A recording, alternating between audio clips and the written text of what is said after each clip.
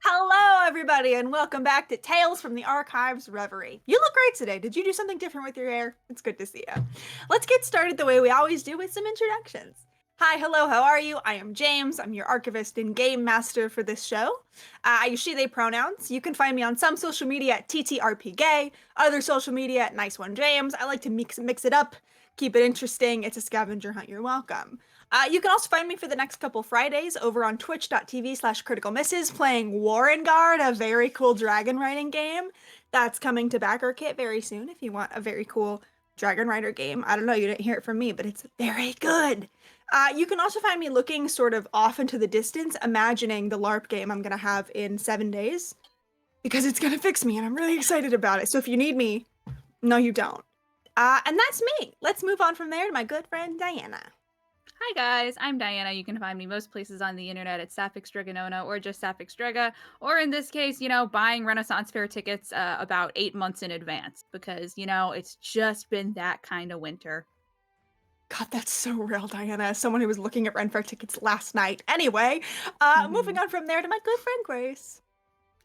Hi, I'm Grace. You can find me on Twitter mostly all the time at LMAO Grace with 2 E's. I know this is going out in the future, but right now what was exciting was looking at Zendaya last night. That was really huge for me. She looked great. Other than that, I'm just excited to be here.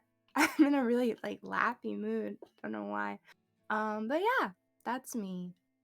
Incredible. Thank you so much for being here. And I'm sure your punchy mood is not going to make me punchy even a little bit and cause problems in about an hour.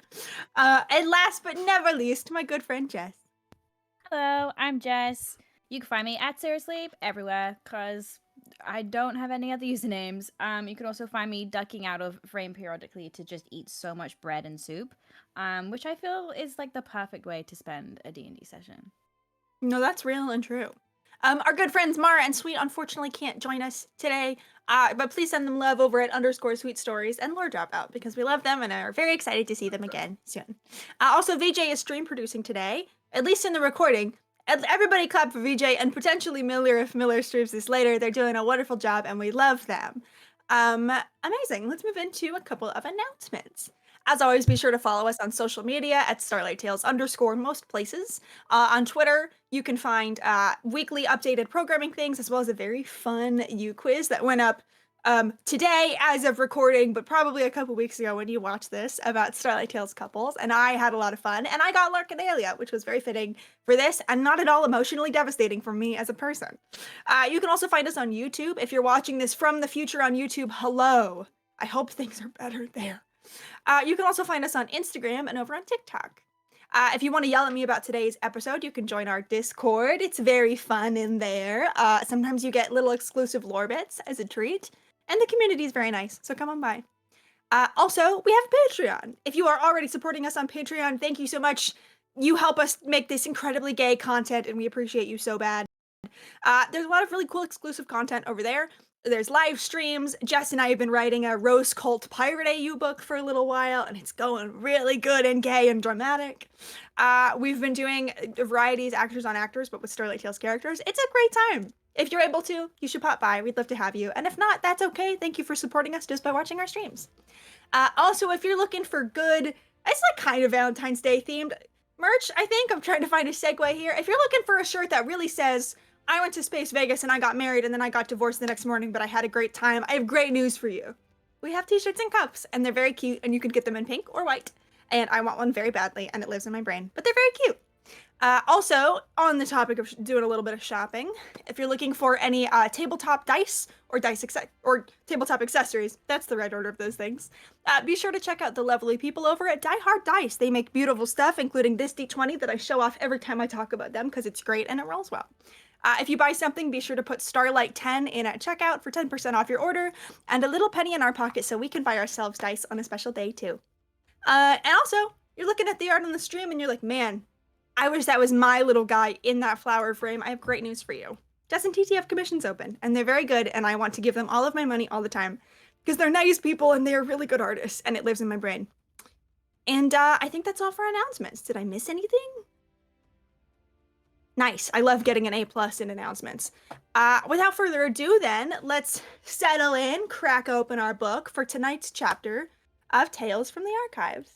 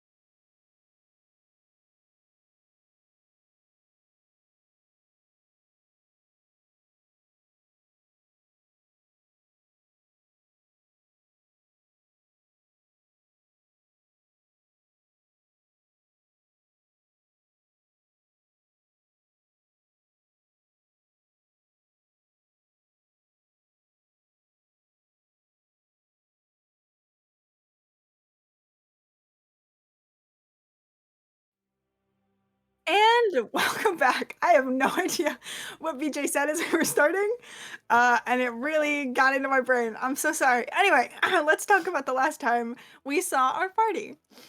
Fresh off of their mimosa toast to treason, our party headed out of the LeFay home and towards their next destination, Tavia's ship.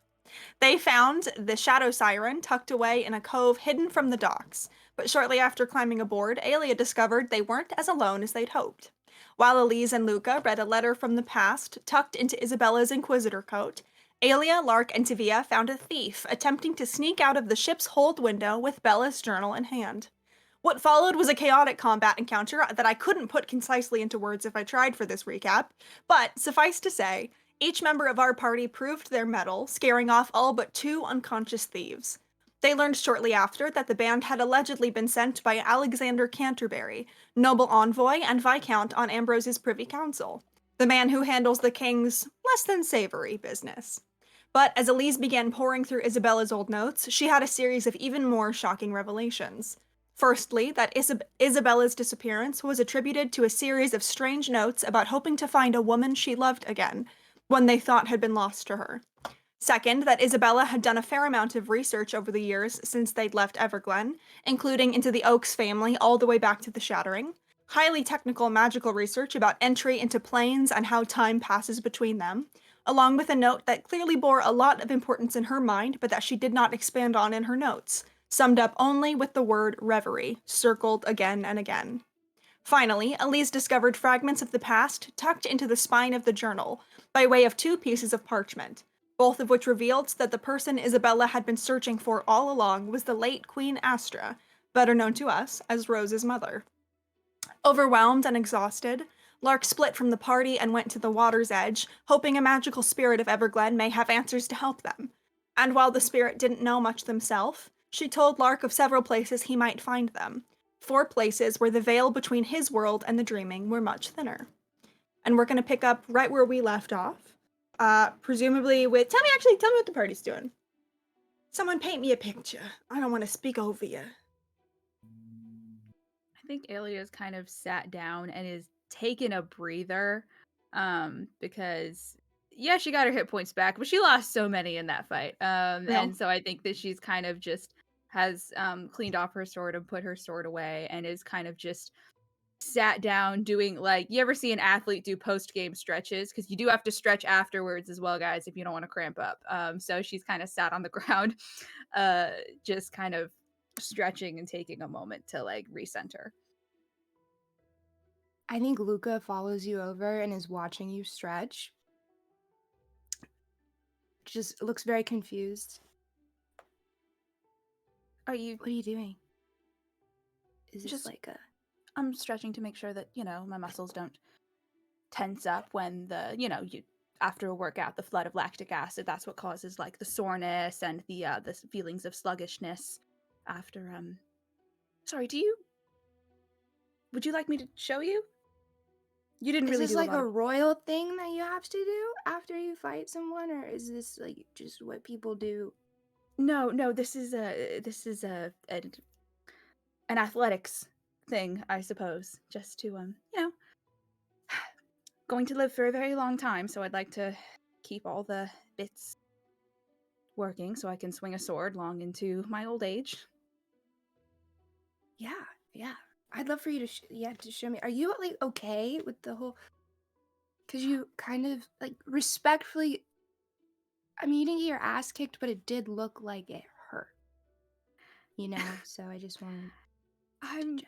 I'm doing much better now, and kind of like looks down, and I think there's like 1 or 2 like spots on her shirt and her pants where there's no like rip in it because she didn't actually get hit with arrows, but there is like blood from where she shared those injuries with Lark. And she kind of just generally like looks a mess, even though she didn't actually get hit that much. I am actually I'm better than I look. Right. Just kind of trying to process. It's a lot of fighting and then a lot of information and yeah, just a lot. Are you all right through everything? I didn't know if you had sustained any injury or anything. No, dude, like I'm so fine. It's kind of funny because I didn't even get hit really with anything. And Good. I know this is like big, and I feel like I'm not. The impact of it for me, much less. I'm much more relaxed and like put together about the whole thing. The mission doesn't scare me really. That's what I'm impressed. I'm not scared or if that's what you're asking. I don't think that you But need to downplay your involvement and investment in all of this. I mean, not to speak out of turn, but I know that everything that we're dealing with has personally impacted you and your family just as much as it's impacting mine. Yeah, like a little bit. It's not like huge, life shattering, life altering things we're figuring out. This is just, par for the course, is what I think is going on. I think we're doing a good job, so. I agree. I think we're doing very well with what we've been handed. Yeah. And you certainly are taking on much more than I think was probably ever in your job description. So I would just like to say thank you for Yeah, everything. yeah, thank you.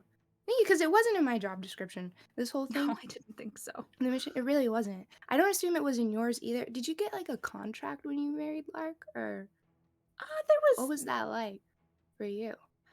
Oh, kind of just a moment of like the eyes, like, wow, yeah, that was a time. Um, well, there was,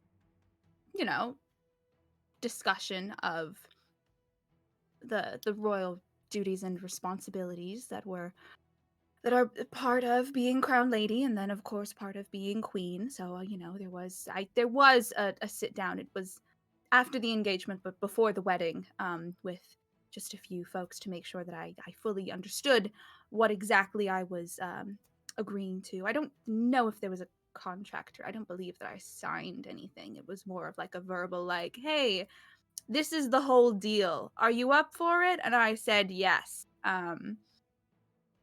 So yeah, it was that, and then it was all a bit rushed, but I still feel like, they prepared me. I was already, on track to be doing a number of those things anyway as Archfey of the Dawn Court, so wasn't too far out of the Shit. what I was already being expected to prepare for. Right, I forgot you. Yeah, that's a lot. That's certainly a lot, and I think good for you. Good for you. Thank you. I don't think I could do what you and what you guys are expected to take on. There are some days where I'm not sure if I can do what we do, and yet we do it. You do it. Must be all the stretching. Certainly helps, or at least it helps me feel like I'm actually in my body and not floating away like a balloon with its strings cut. Wow. Okay. Yeah, I wouldn't want to feel like that either.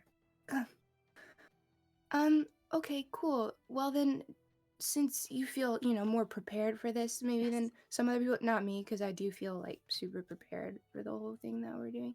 Do you know, like, are we gonna go talk to the lady, the druid? Do you The know? Archdruid, I think that would be wise. I Okay, cool.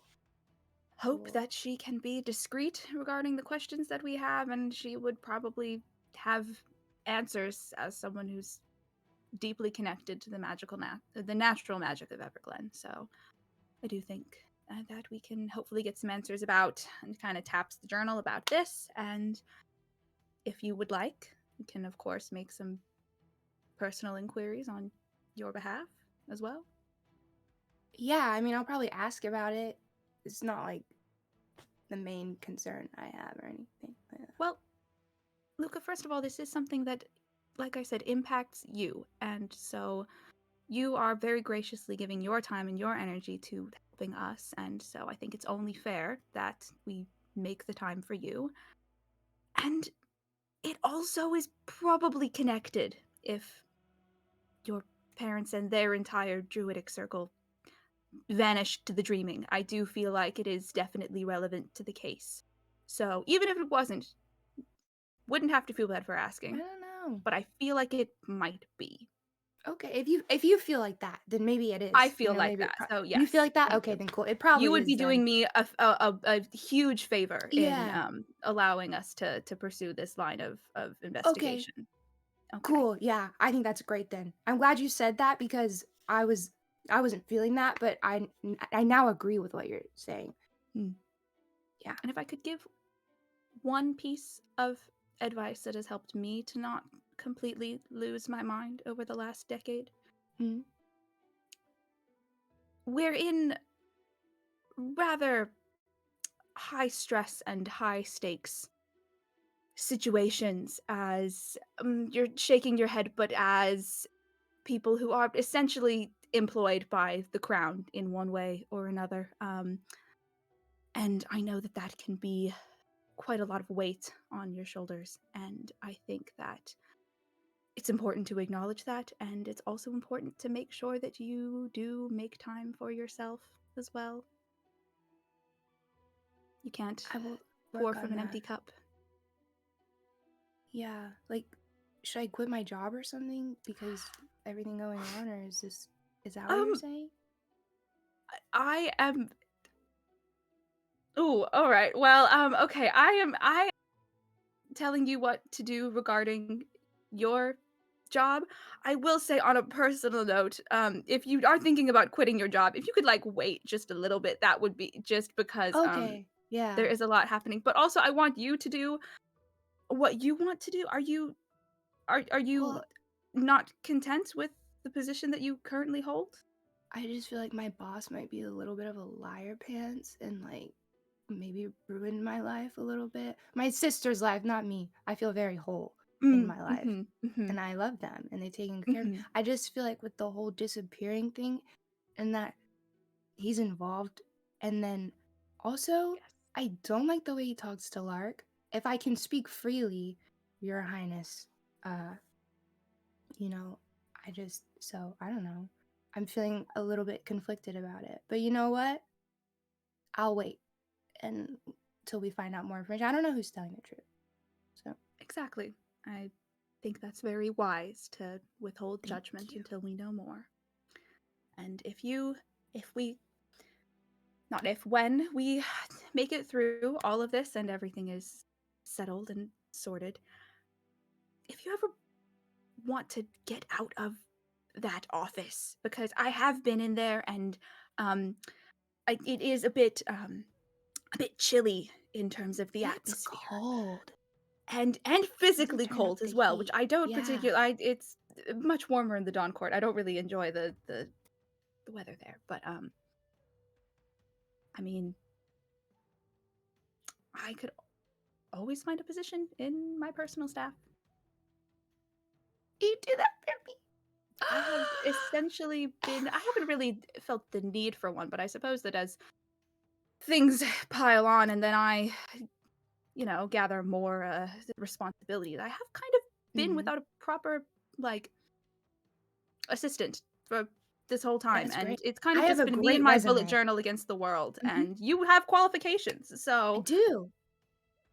I work for the well, king, so I you can do. really do anything. Yeah. Okay, cool. Yeah, I'll consider after. I'm not passing judgment right now. Just wait. Mhm. I understand why you and Lark are together. You guys work pretty well together. At first, I was kind of confused, if I'm being honest, but no, I think it's Really, actually, I'm yeah. curious about. No, just it's Oh, always helpful to know how, especially for a high profile relationship such as ours, how it's being perceived. Reputation is everything. Can I ask about what perplexed you? oh.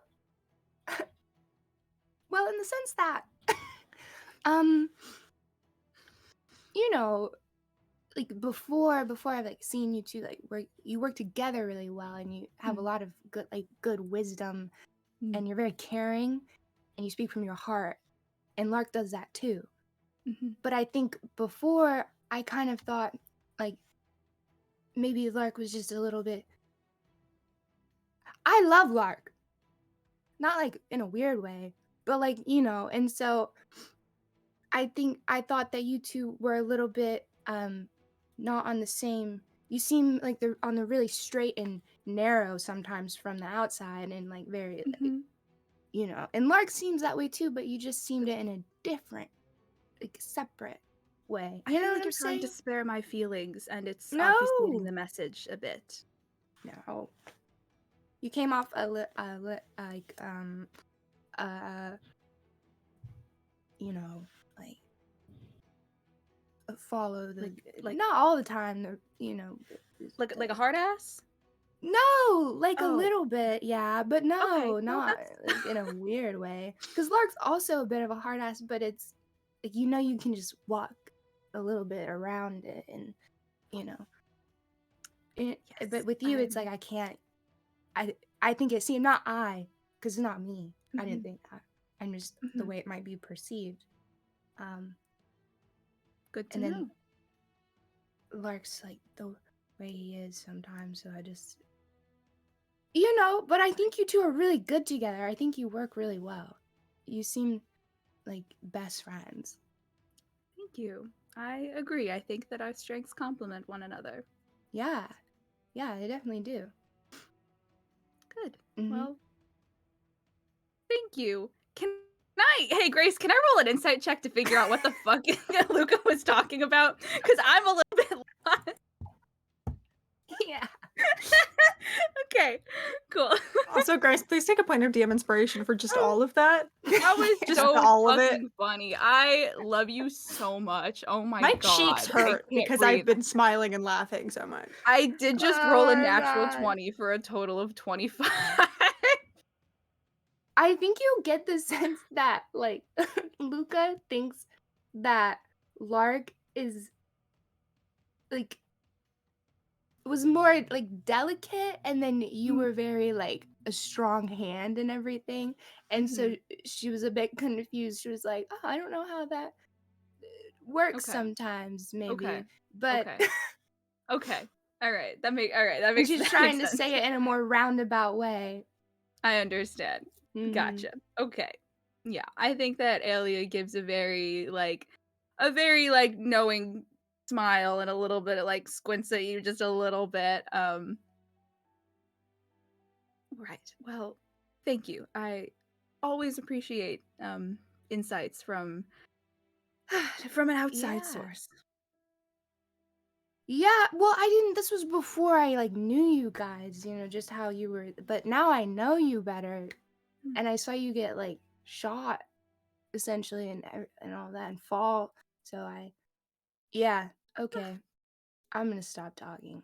It's no, it's fine. Truly, I appreciate it, and I do understand. We do seem to be a bit of an odd couple from the outside.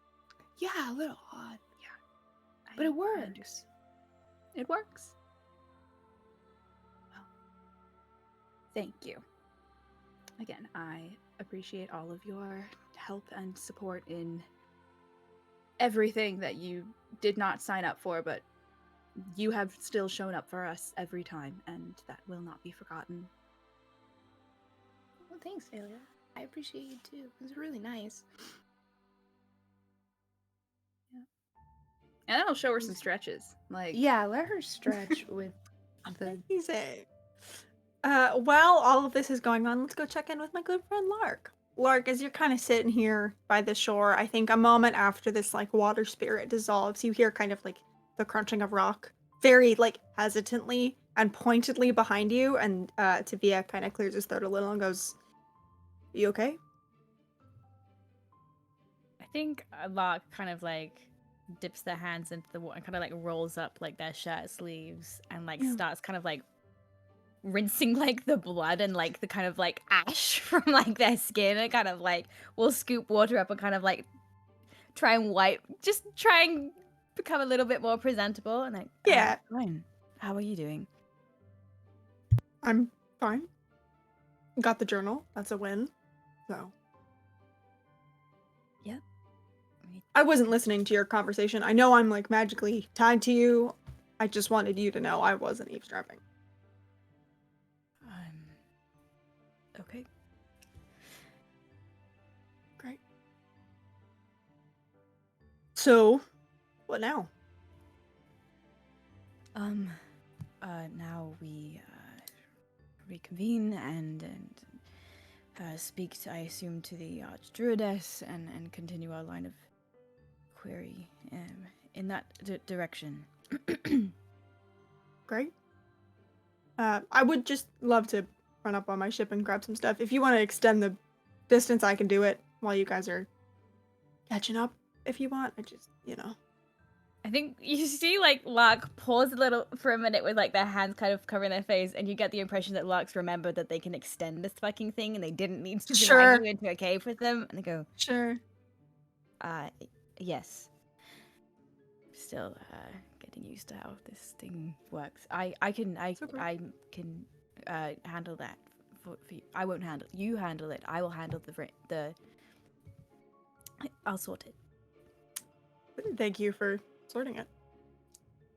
Pleasure. And I think kind of like steps into your peripheral vision a little bit, and you feel like hesitate and just say, do you need anything before I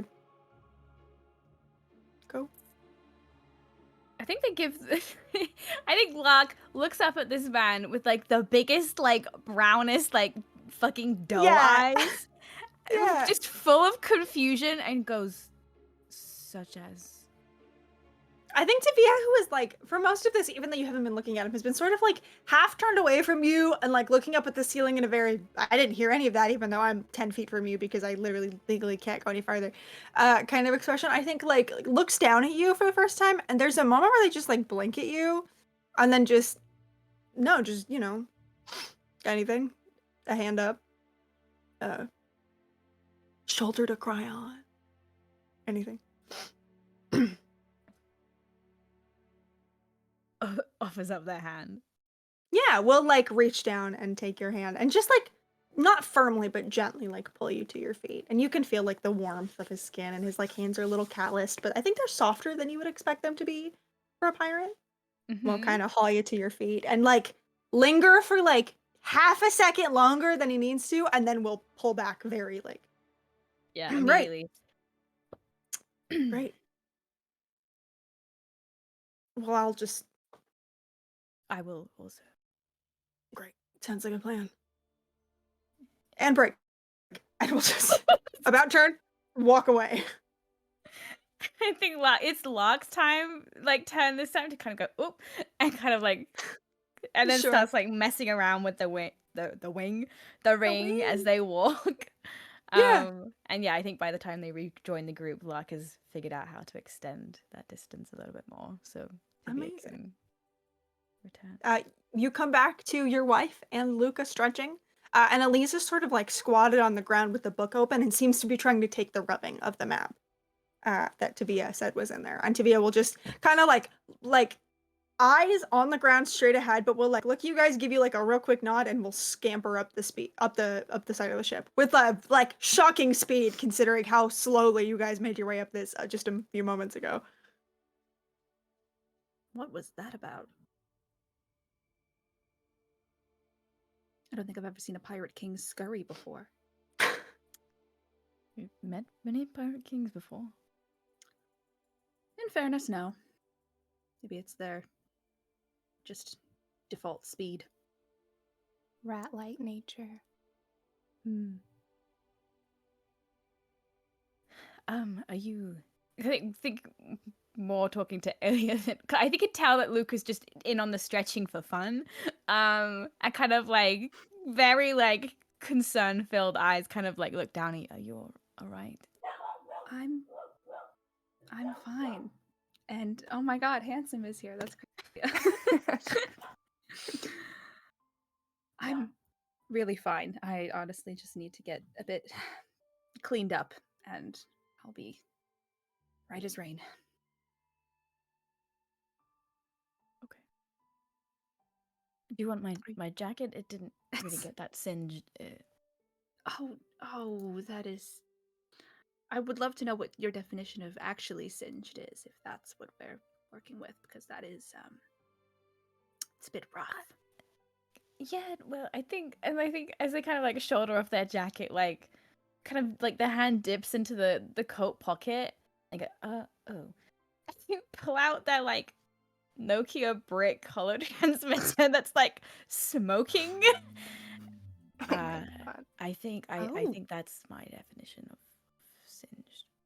Oh, That's a good. You can take mine for the afternoon. I'll get the... I think they have an actual tech wizard. I'll get the tech wizard. Yeah. I get them to set up another one with your specifications, but in the meantime, I can, and kind of goes through and like just go through and turns off a bunch of like alarm things like throughout the course of the day that she just has set like a couple of.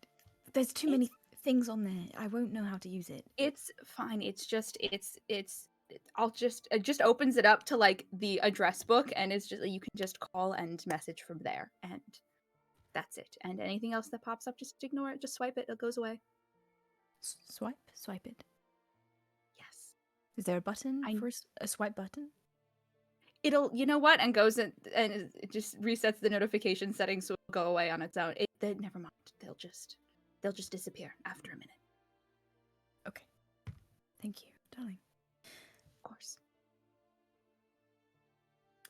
A moment later, Elise will kind of stand up from where she's been doing this rubbing with just a couple pieces of paper that you get the sense that she's like very sacrilegiously torn out of her own notebook and does not seem very happy about it. And will just kind of stand, brush her dress up and go, okay, I took the rubbings of it does look like maybe it is a map, but there is not like the full map. Maybe it has to be like laying over something. We'll kind of like take one of the copies off and we'll like shut the book with another copy like sticking out of it like a bookmark, and we'll hold it out to you, Lark, and go, I have the notes that I need from this. If you want to take this, I will take my copy of the map, and I took some notes of some of the names in there, and I was thinking I could go do a little research, if you don't mind my absence with the Archdruid. Of course. Thank you. I think like Lark looks at this book like he's terrified of its contents. Yeah. But of course, that would be very helpful. Thank you.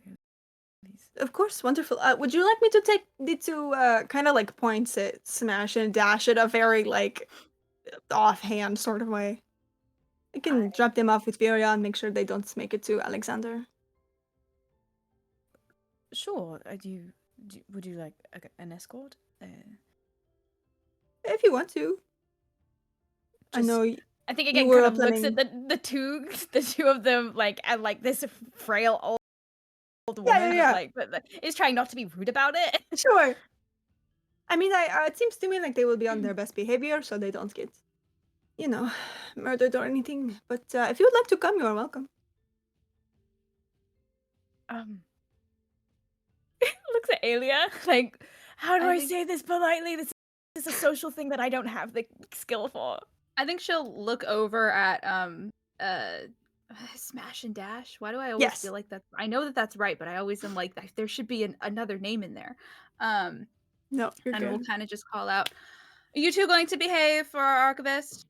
You see, they were kind of like leaned in and like whispering back and forth, not in what looks like without even a check, not in what looks like a scheming way, but in this is awkward, we're just kind of here and they're like doing their thing and I don't know what to do about that way. And we'll kind of look up and Smash will just, what?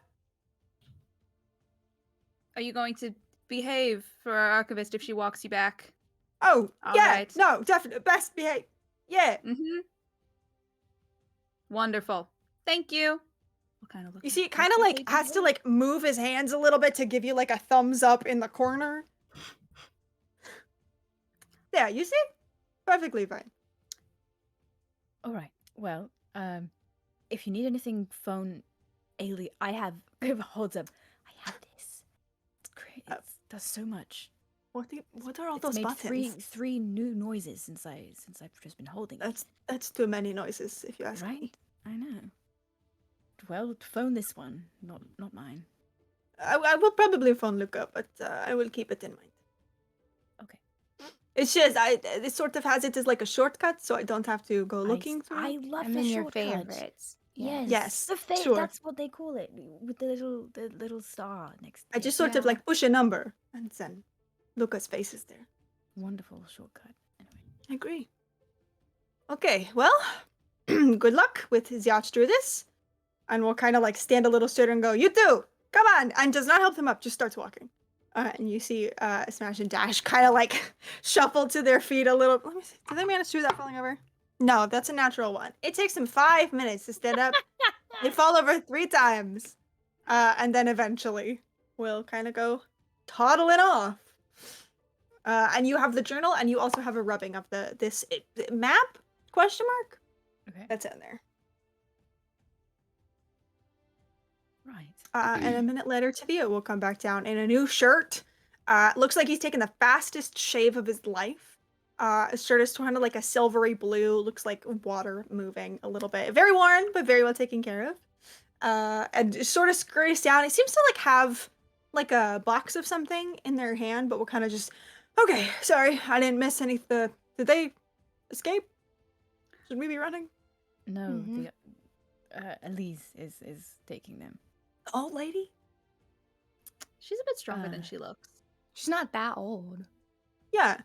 Oh yeah, I forgot you guys aged weird. So I guess. Yeah, no, that's a normal thing. I always send my prisoners with old ladies. That's fine. I'm ready if we're ready to go.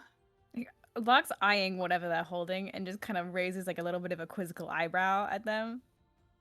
I think kind of like looks at you, and there's a moment where you see like something dangerously close to like vulnerability or like a real person expression, and not like a bravado, and just sort of like holds up. It looks like it's a very finely made little leather case, and just. Sorry, is it? It's like medicine. Is that fine? Of course.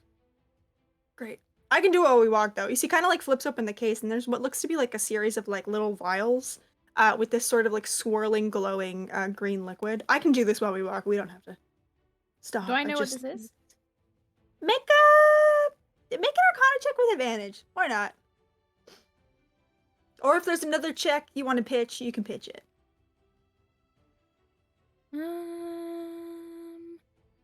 16? 16, yeah. DC was 15. This is fantasy testosterone. Slay. Yeah. His face. I just think if you can't show the joys of magical transitioning, you're doing your world building wrong. Thank you True. for coming to my TED Talk. I think like Locke immediately like tries to play it off as like, no, it's do you need help? I mean, if you could, like, we'll kind of like pull one out and hold the box out to you. If you just hold that for a second, Your Highness, if you don't mind holding something for us lowly pirates. I think like for a second, like Locke looks like concerned, like is that how I come across to you? And there's like I think- fear on their face, like, oh man, I'm not doing this very well. I think Sophia sees this and kind of softens a little and just like gives you like a very genuine smile. You get the sense, I think, easily that Tavia is trying to deflect from the like very real personness of doing this in Sure. front of all of you, and having to let the bravado slip a little bit. Well, you owe me one, I guess. And kind of takes it and kind of like shuffles it onto the book and kind of like holds the stack of like whatever they're holding. You see Tavia's shoulders relax a little bit at sort of the informality of this moment. Just, all right, I guess I do. And I can't escape without doing it because I'm magically attached to you. So, Excellent. great. Do you want me to do this now, or are we going to walk? And I can do it. I just don't want to. You guys are just kind of looking at me, so. Let's walk. Let's start moving. Okay, great. Yeah. And yeah, as you guys will walk, I am going to describe this because again, if you're not showing the joys of magical transitioning, what's the point? And also I wrote it out and I think it's cool. As you guys are walking, you see Tavia like has shirt unbuttoned because like, if you're not being slutty trans mask, what's the point? And we'll sort of take this little like vial that's like a blunt end and take the blunt end and put it on his skin. And you see like there's a little surge of magic. And then the green disappears from the vial and sort of spreads on their skin and seeps in. And he'll just kind of put the vial back and take the box back. I think Locke's Thank trying to you. pretend not to be like watching with interest, but Yeah. is absolutely like just really interested. Sure. We'll kind of take the box back and go, thank you for holding that. It's hard to, I've done it before, but it's hard to like hold and so. You only have so many hands. It's true. That's what they say about me. Really? Amongst other things, yeah. Right. Well, I have two. I have noticed that about you. One of your finer qualities. Yeah. How we go? This is the rest of them. Shall we go? Let's go. Amazing. Where are you guys going? Ugh. Do we stop by our Yeah, rooms Taylor? to get in not clothes that are covered in Yes. blood and dust and Hmm. shit and yeah. There's shit on your clothes. It was Yes, a really scary absolutely. fight, okay? No, but No, no. I get it. You were hanging out a window head first for like a good 3 rounds. I Yeah. understand. Amazing. Would we like to do that off screen, or is there anything anyone would like to do on screen? Amazing. Yeah, all of you can go get clothes and change if you want to. You can even take a shower if you want to. Follow your joy. Tabia will drop his fantasy testosterone off in his room. And yeah. Now where are you going? Off to see the wizard. The Wizard Archdruidess? of Oz? Yeah. Oh shit, I gotta make an Yeah. NPC real quick. Give me an hour. Uh, I'm assuming by the wizard we mean the Archdruidess. Yeah. Cool. I just wanted to double check because we talked about a tech wizard, so I just felt like I should like, We're you know, going to the Apple store. incredible. Yeah, definitely. Yeah, amazing. Sorry, my brain started going, "What's Fantasy Apple Store?" We don't have time for that. Amazing. You guys can make your way over to where you believe, at least, the Archdruidess is. It's a pretty short walk, especially because you're coming from the estate, which is nice. And you sort of head out through like the Legacy Arboretum, this beautiful garden, and along this path that leads a little deeper into the forest, into what I think all of you probably, definitely Larkanalia, probably Luca, depending on how much you pay attention to the papers that come across Ambrose's desk, would know as the Circle of Old Oaks, which is the Druid circle of the Oaken Court. It's a pretty nice path. It's like well worn and well carved out. Druids kind of come to and from often enough that it's easy enough to find. And as you sort of approach, you see like the forest kind of starts, like the trees start spreading out a little bit and a little bit. And there's more kind of like lanterns that are hung up as like, you know, they're not lit because it is still, I think, afternoonish. But you can see like more and more signs of life of people living in this forest. And the moss on the forest floor kind of starts to become more like grass-like until eventually you make it into a clearing, which is like this nice, beautiful little meadow with this really long, soft grass just littered with wildflowers, kind of like glinting from where the sun hits it. And I think at first you don't see anybody, but I think you hear like a laugh that is more musical, I think, than you've ever. Like, it's a laugh that sounds like wind chimes, if a laugh could sound like wind chimes, kind of from further into the grass. You don't see the person, but you know the direction that they're in.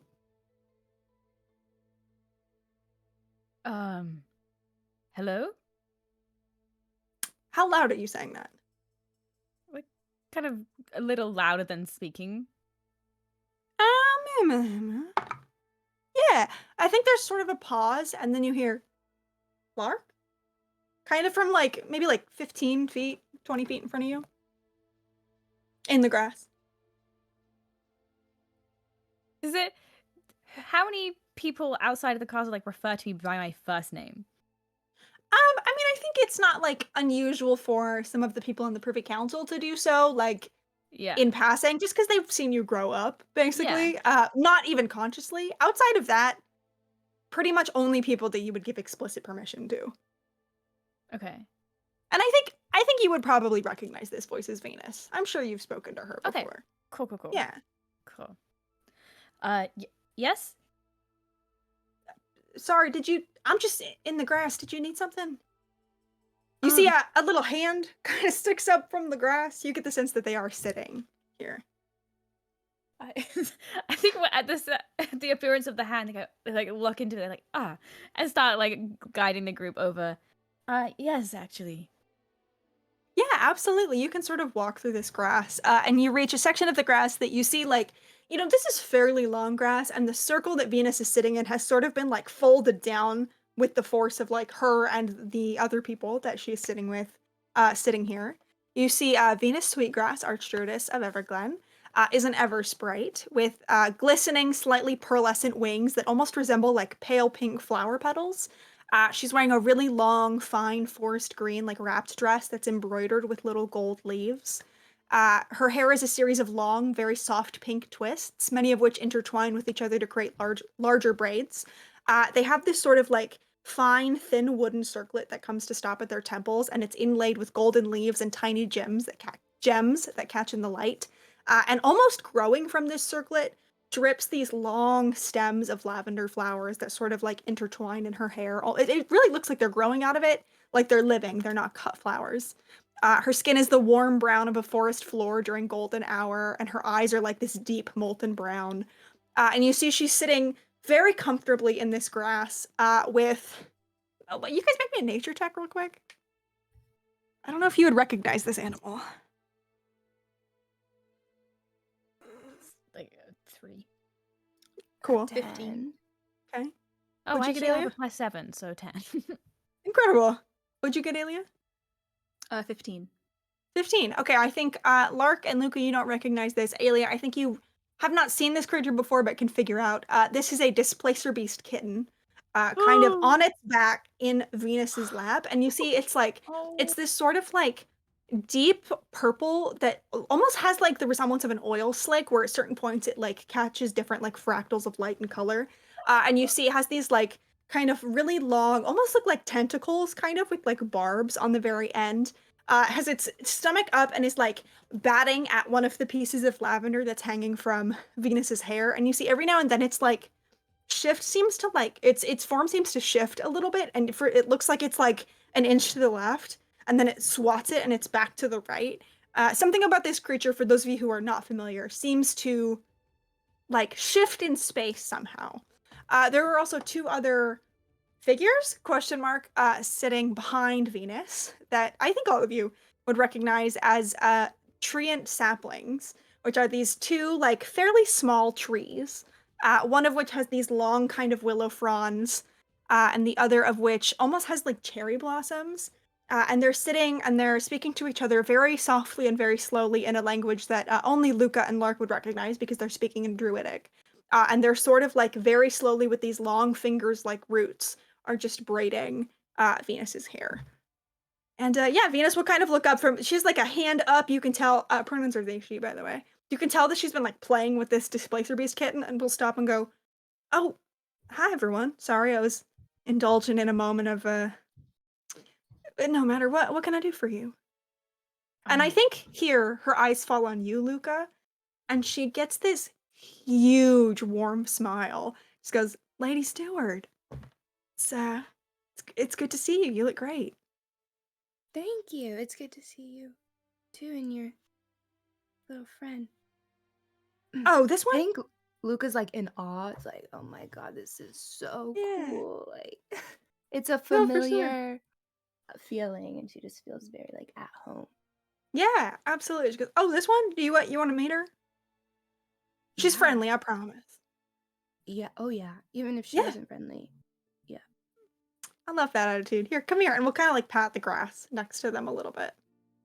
She will come sit.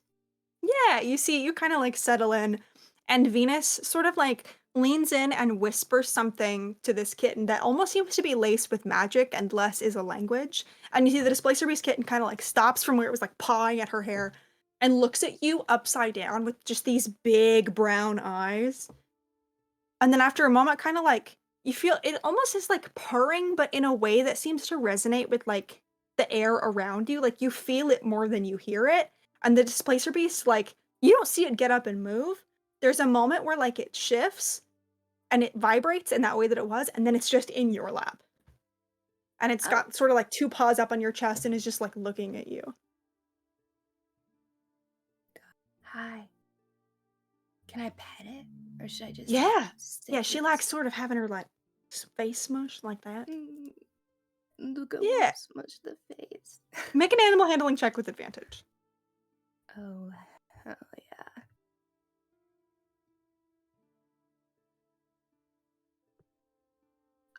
Okay, my first one was a nat 1, and my second one was a Ooh. 19 for a 20. So Beautiful. Yeah, yeah. I think there's a moment where like that barbed tail kind of comes up and you feel a moment of and then the tail will sort of like the non-barbed part of the tail will kind of like wrap its way around your arm, and the minute you start petting, this creature like melts in your hands and basically just collapses into your lap from like how much it's leaning into you petting her. And will just very happily sit in your lap and let you pet her. Yeah, Luca looks in love with the kitten. And like, I think Venus kind of leans into you and goes, "You're a natural." thank you. Oh my Yeah. gosh. Can I take her home? I know I can't. Maybe not home, but you can come visit if you'd like to. The old Oaken Grove is always open to you. To kind of like catches herself to all of you, of course. Good to see you again, Your Highness, nodding at you, Elio. Pleasure. Lark's I- completely is- lost track of whatever they were about to say and has just been like watching Luca with this cat as a big Yeah. owl guy and is like, I think you see Venus's eyes kind of catch on Tavia in the back for a moment and register as like, that's a guy I don't know. And then we'll sort of just move on in a very that's not my business kind of way, but we'll just give Tavia a little nod. And then we'll return back to you. I almost called you Luca. Lark. A lot of L names. Mhm. Sorry, was there something that you wanted? I mean, you're welcome to Mhm. just stay if you want. I Oh. just yes, apologies for it's disturbing all you. right. No, you're not disturbing me at all. And this is Pirate King Tavia Tides, by the way. Pirate King. Wow. Kind of like returns back and you see this a new sort of like, okay, as they look at Tavia. And Tavia just kind of shuffles, I think, more into your peripheral vision. He was standing like behind you and just, hi, nice to meet you. You don't see displacer kittens around very often. And she kind of brightens a little and goes, no, you don't. Most people don't even know what they are. Seems kind of far from home, aren't you, Pirate King? And Tavia just kind of laughs a little and goes, you don't know the half of it. But yeah, sorry, don't mind me. I'm just here on looks over at you like official royal business, helping His Majesty. So, and his Highness. Sorry. They're so similar. I get it mixed up. It's fine. Okay. And Venus just right. Archdruidess, may we speak with you just privately Sure. for a moment? Yeah, here. We'll kind of like shift to her feet a little bit and start like brushing some of the grass and dirt off of her clothes. You see the treants sort of don't have time to like measure for this movement, and so their like hands go up with their hair. And after they like whisper to each other, and then we'll kind of stand a little, and she'll like smooth some of their fronds back and go, "All right, thank you too. I think it looks lovely, but maybe go back with some of the other grove." And you see they kind of nod and start very slowly meandering off back to where the trees are thicker. And she looks at you, Luca. Do you want to carry her back? Her family's where we're going, so Oh yeah. Yeah, I can carry her. great. If you need any help, let me know. Not that I think you will, but Luca will stand up so gingerly with the little kitten. the kitten kind of does like the cat thing, the orange cat thing, where they gets really floppy for a minute, and so I think like the head kind of rolls, and then will right herself and just like curl up against your chest, not posing any trouble. That was a great animal handling check. And Venus will go right. Is my home in the Circle of Old Oaks all right, or did you want something more official? No, I would love to. Great. Yeah, just follow me. Welcome, everyone. And we'll start walking towards, I think there's like a little path in this grass that you didn't notice at first because of the way the breeze is moving, but Venus finds it without even having to look, as if she's walked this 1,000 times before. And we'll lead you kind of through this thickest section of grass into the tree line again. And you see there's a lot more signs of life here. Like you can hear kind of off like the sounds of like children like yelling and laughing. You hear water running. You just hear like the sounds of a community the closer you get. And eventually you kind of make it into the circle proper. Where I think at first you're like, this is just more trees. And then you realize that like homes have been magically made out of like roots and trunks that have been like magically encouraged to grow in other directions. And this is it's not a huge community. But there is a little like circle of homes here set into the center of the forest. There's a path that seems to lead a little bit further into the wood. But Venus will lead you into sort of the grandest of these houses where the roots kind of form what looks to be like a multi-room house in here with a very fine door. And you see like there's a wreath on it with a little placard on it that says Archdruidess. And she will just, sorry, if I'd known I was having royal company, I would have cleaned up a little bit better. But welcome. And as you guys walk in, I think you see some of the Druid children who are playing in here will kind of like stop and watch, specifically you and Alia walk by, Lark, and we'll just like do that little kid thing of, that's the king, that's the future king and queen. Because these kids don't leave the circle very much.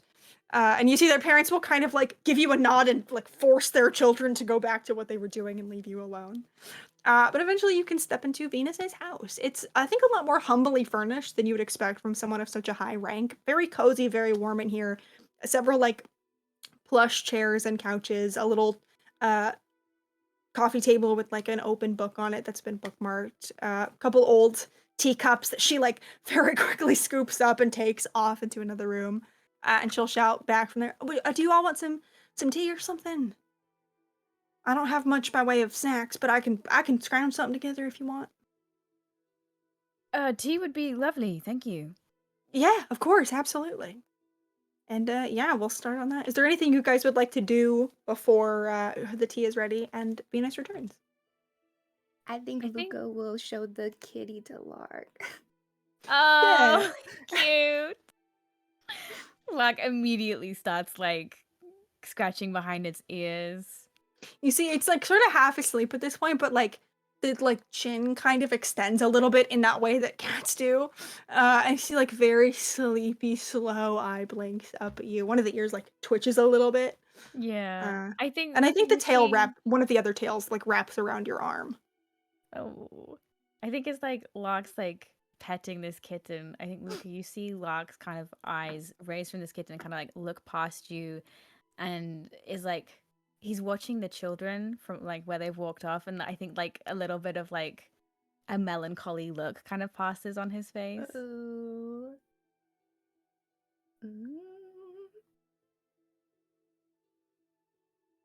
Do you like? Hmm? Do you like kids? Yes, I miss my nieces. Do you like want kids?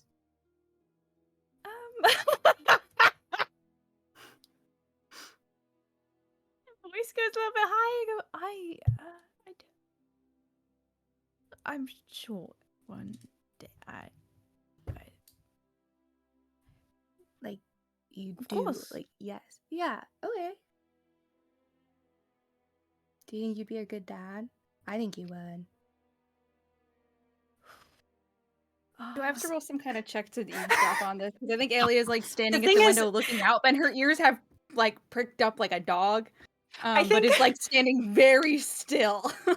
I think so. You don't need to check because this is a very Okay. small little room Okay. that you're in. I think that where mhm, you're kind of standing at the window, eavesdropping and trying not to look like it, I think Tavia's facing sort of like a coat rack that does not have enough things to look entertained by it and seems to be doing the exact same thing, but it's just like really inspecting the jacket that's here. mm-hmm. Mm-hmm. But yeah, you hear it. Mm-hmm. I hope so. I don't know. Well, I think you'd be really good at it. Because you're good with this. You're good with your nieces and nephews. I mean, Just nieces for now. just your I- nieces. Oh, well, who's to say in the future? You know, Who's to say?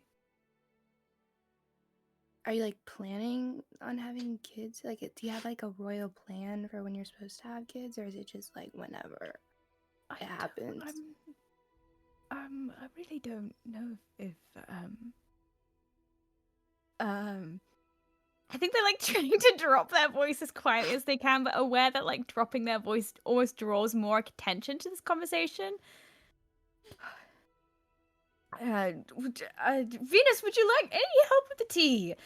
I think Venus actually steps out holding a little tray of mismatched teacups a moment later and goes, "No, don't you worry about it. That's very nice of you, though. It's sure? lavender. I hope it's like holding the made tea. Yeah, but that's very kind of you. Thank you so much, Your Highness. It's lavender. I hope that's all right. It kind of looks at her. I'd expect nothing less. Great. And we'll hold it out for each of you to take a cup. There's also like she's brought out like a little pot of honey and a little pot of sugar and just like playing a nice host, even unexpectedly. And after a moment, we'll kind of like settle down into a chair with her own cup of tea and just go, "All right, what can I do for you?" Luca is staring at Lark. I think Locke is so thrown by like the line of questioning that they just like Yeah. sit there in silence and then go kind Mhm. of like realize that like someone has to talk and just like looks at it. I think that oh my god. Oh my god. Um I yeah, think I that think look holds 1,000 words of like, I'm really sorry in case you overheard any of that disaster. I'm really sorry that I'm not currently coherent enough to say anything, and I'm really sorry that you have to be the one to take over at this I point because I'm think drowning. yeah, I think that when Alia turns back around from the face journey that she was having facing the window, and that's all like completely gone. The crown lady is in the house, and Yeah. she kind of comes she's here, and she kind of will come sit down next to Lark at one of the chairs. Archdruidess, we have a line of questioning that is going to seem very strange.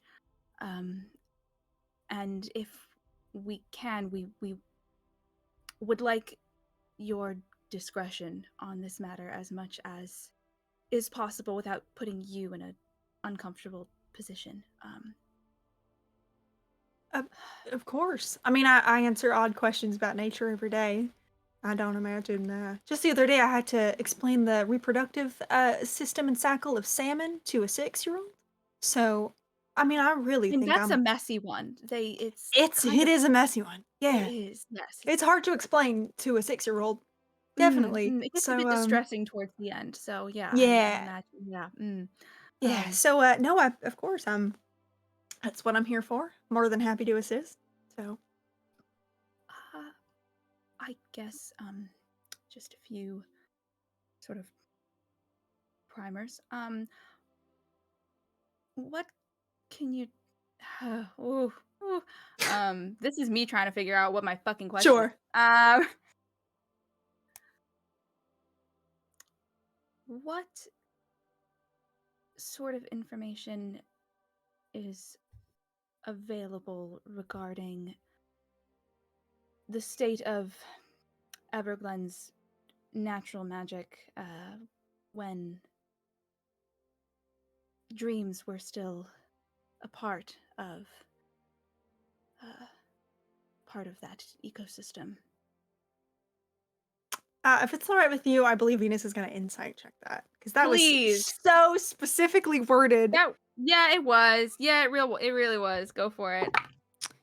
That's a 16. You can roll against it if there's anything you'd like to, or you can I just don't tell me think what you that think she'll do. Alia is yeah, I don't think that Alia is necessarily trying to hide anything.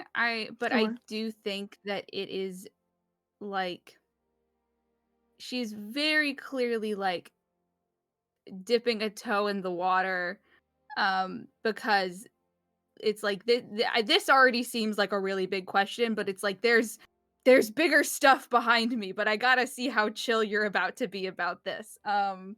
Sure. Is Yeah. there any like what is there anything that like Venus is trying to figure out? Like I'm not sure what. I think Venus is mostly trying to gauge intention, which I feel like that answer covered. Okay, yeah, And I, James, know that there's nothing malicious here, and so I think the combination of yes, those two, like, I think you see Venus, like, who was like partway through lowering her cup to the saucer, kind of like pauses, and then it hits like just a fraction more than it should. And Venus kind of clears their throat a little bit and like looks at all of you, not with suspicion, but with like a mixture of intrigue and worry. And then after a moment, we'll sort of raise one of her hands and like flick it towards the ceiling. And I think all of you feel the like thrum of magic as like a bead hits the ceiling and ripples down along the walls and this sort of whole structure. And just, pardon my paranoia.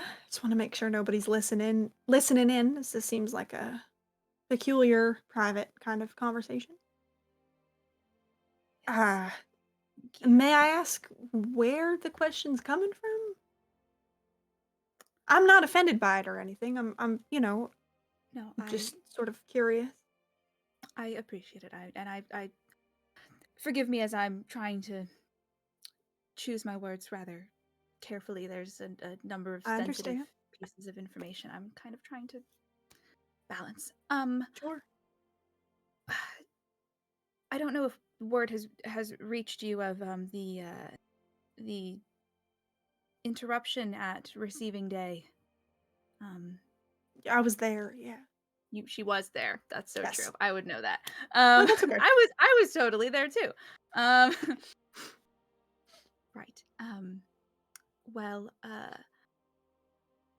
Lark has been investigating the the the issue that was brought forth, and that line of investigation has brought us here. It's brought us to perhaps a few uncomfortable, conflicting accounts about dreams and the dreaming and the impact of its absence. And so we're just trying to learn a bit more. I see.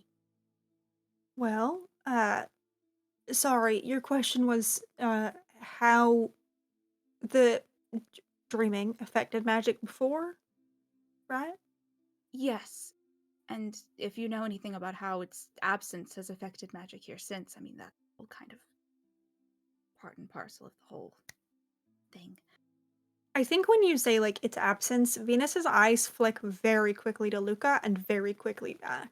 And she'll just kind of like straighten a little bit and clear her throat, and will like take her tea and like set it down on the table and fold their hands in her lap and just, well, um, I mean, I can tell you that as the protector of balance in the natural magics of this world, um, anything that changes the balance is inherently unkind to the nature and the makeup of this land. I think kind of pauses and like looks at you, Lark, as if like vibe checking your reaction to that and your face, because looks even that in stressed. itself is kind of treason, a little. Sure. I don't I think they look stressed at like the treason aspect. I think they look stressed at like talking about balance and upset. Sure. Yeah. Yeah.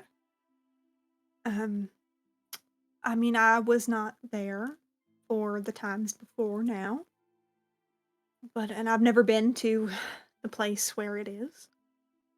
But I am very in tune with the nature of Everglen and of its lands, and I do think that the lands and the animals and the nature here feel the absence. It's sort of like a piece of itself has been taken from it. And I mean, nature is always seeking to correct its own unbalance. So I think that a lot of the, various troubles we've seen over the last years are in reaction to missing a piece of itself and missing its own ability to heal and create, I guess. Do I know what she's referring to when she talks about like troubles that this has caused? I mean, I think that like I don't Or know that you just know anything specifically, but I think like the vibe? like it's sort of in the way that our world is too. I think you know that like animal Mm. population numbers dwindle, and like a large Gotcha. part of the Drake speaker's work, other than defense, is sort of like preservation of animals and species and plant species, and like so Okay. it's sort of like sometimes different herds of animals wander in places they shouldn't be, like summer court animals in the winter court, and that like that Mm-hmm. kind of stuff. Okay. Nothing Gotcha, gotcha. crazy, but Okay. just like sort of general places where nature is not functioning as it should Okay. over the last. But I think it's usual to you, right? Because Okay. in the time you've been alive, you've never had the dreaming. So I think that it So like true. I don't know that it would strike you as like a problem in the It's long like, term as oh, opposed to a specific. yeah, like, oh, this just happens sometimes, Yeah. Right. Okay. Yes. Gotcha. Cool. I think here pauses, and I think you see without a check Venus trying to make a decision about something, and just I trust those of you that I know here, and I trust that you would not use information here against me. Um, Nevertheless, if you wouldn't mind my um, boldness, I would like your word that the things I say here will stay here, unless it's a life or death matter. Of course. Please speak freely with that assurance. Looks at you, Alia. Of course. Right. Okay. In truth, I have done some research into the dreaming, and I have had a number of dreams myself. I recently had to stop my inquiries because I felt myself getting a little closer to the ledge than I would have liked to. And I think you see, like, kind of reaches back and, like, tucks some hair behind her ear. And as she does, like, a bit of what you now realize to be an enchantment falls away. And you see, like, streaks of hair underneath and these, like, twists underneath that are, like, a deep kind of shimmery purple. And the place where her hand touches it, you see her fingers are stained with purple. Almost like, have you guys ever seen, like, Lichtenberg figures, like lightning scars that sort of look like fern leaves? It looks like that, but in purple up her arm. And as her hand sort of like falls away from her hair, it disappears again as the enchantment or the illusion settles back into place. So I have ceased my own inquiries, but I am familiar with the subject you are researching, perhaps on a more intimate level than many. And her eyes kind of flick to you again, Luca, and then back.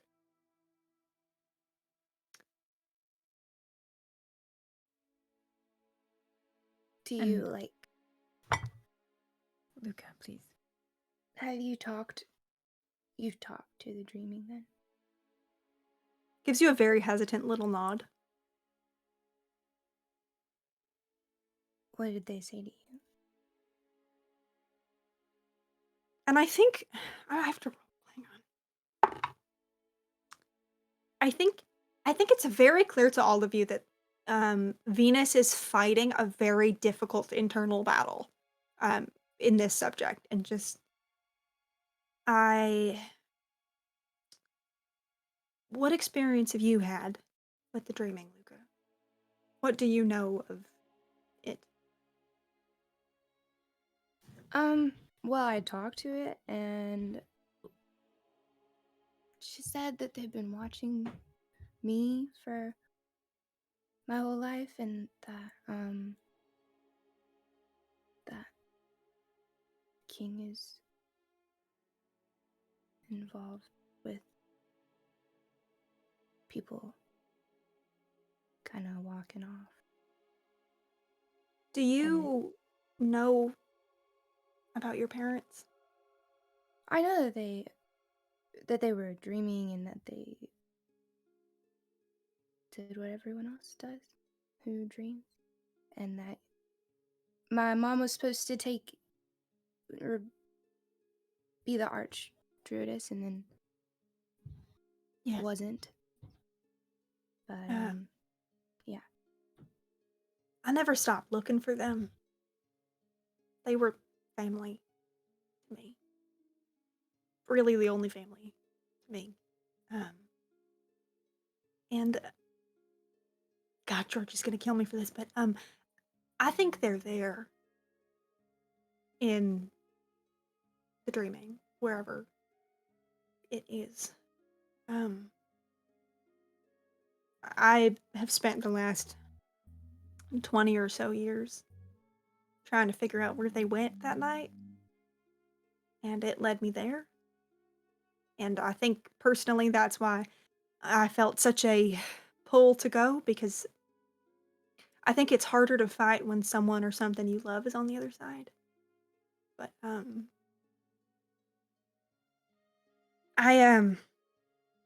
don't know if you all have been to our ritual circle, but I've been doing some rituals there myself successfully.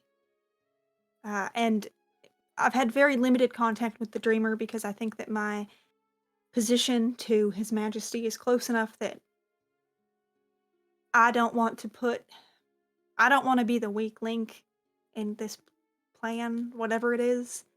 And I worry that by being so close to the king, that if I knew something it might put that knowledge in jeopardy. So I don't know a lot of the details.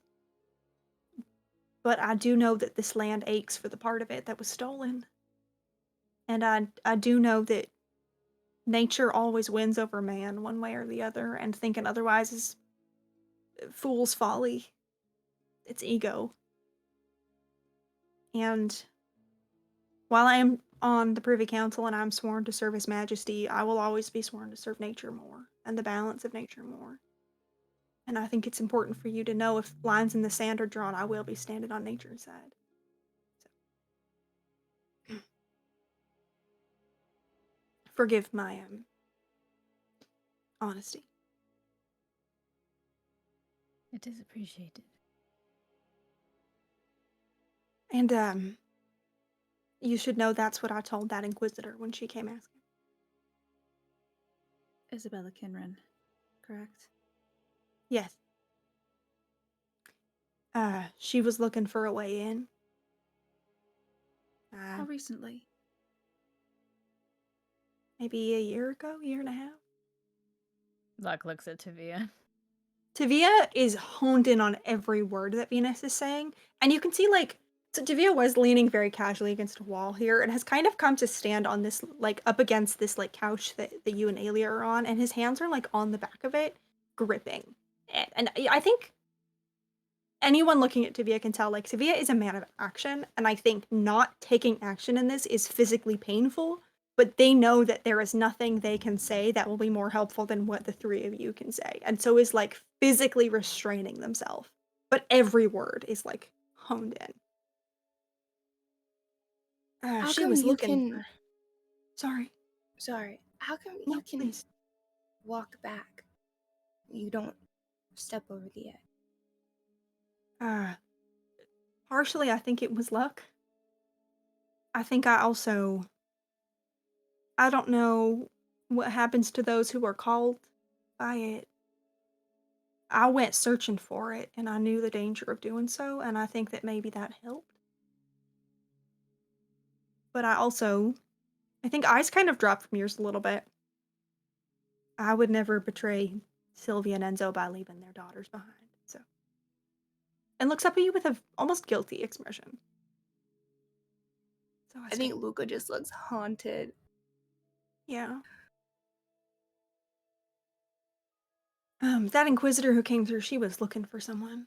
I don't know if y'all know that already, but Did she happen to give a name?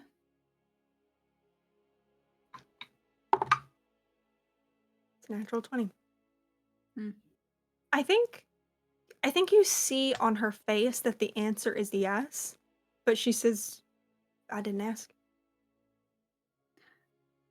I think that Alia very much has an expression of like, I know the answer. I just want to see if Sure. you'll say I'm like. Yeah. I'm I think the chicken vibe you're right getting now. from her is very, that's not my business. Okay. Understood.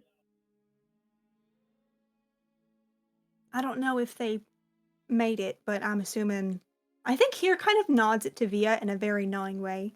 If you're here, I'm assuming that maybe she did. And I think Tavia doesn't say anything.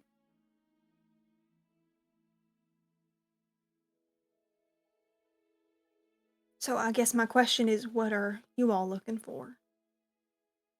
I don't know if I can help, but I can try.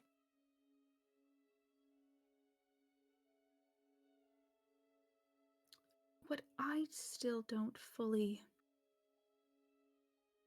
understand, because the more that we interact with and learn about the dreaming, the less everything I thought that I knew makes any kind of sense. I don't fully understand why it was shut away in the first place if it is such an integral part to the magic and the people and the creatures here. I don't entirely see how that's even possible, or what the purpose would be. I mean, I wasn't there, but from the rituals that I've done, it's like peering into memories sometimes. And I think from the pieces that I've put together, I think she kind of like sits back a little bit. Um, I think it's real easy to get lost in dreams and the idea of how things could be if they were different. And I think for those of us who have lost people, that I think for some people it can be hard to not have something to blame. And you can't blame the person because it doesn't fit with all the love you have for them. So you blame the road they took, I guess. I can't speak to His Majesty's choices, but it is my understanding that he has lost a fair bit. And if I had to guess, I would say it's easier to lock it all away than to feel it and to blame someone else. If I had to speculate.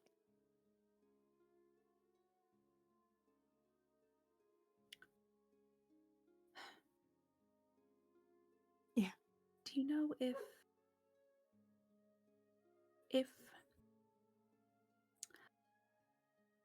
hypothetically, you know what? No, I'm going to stop that sentence. All I right.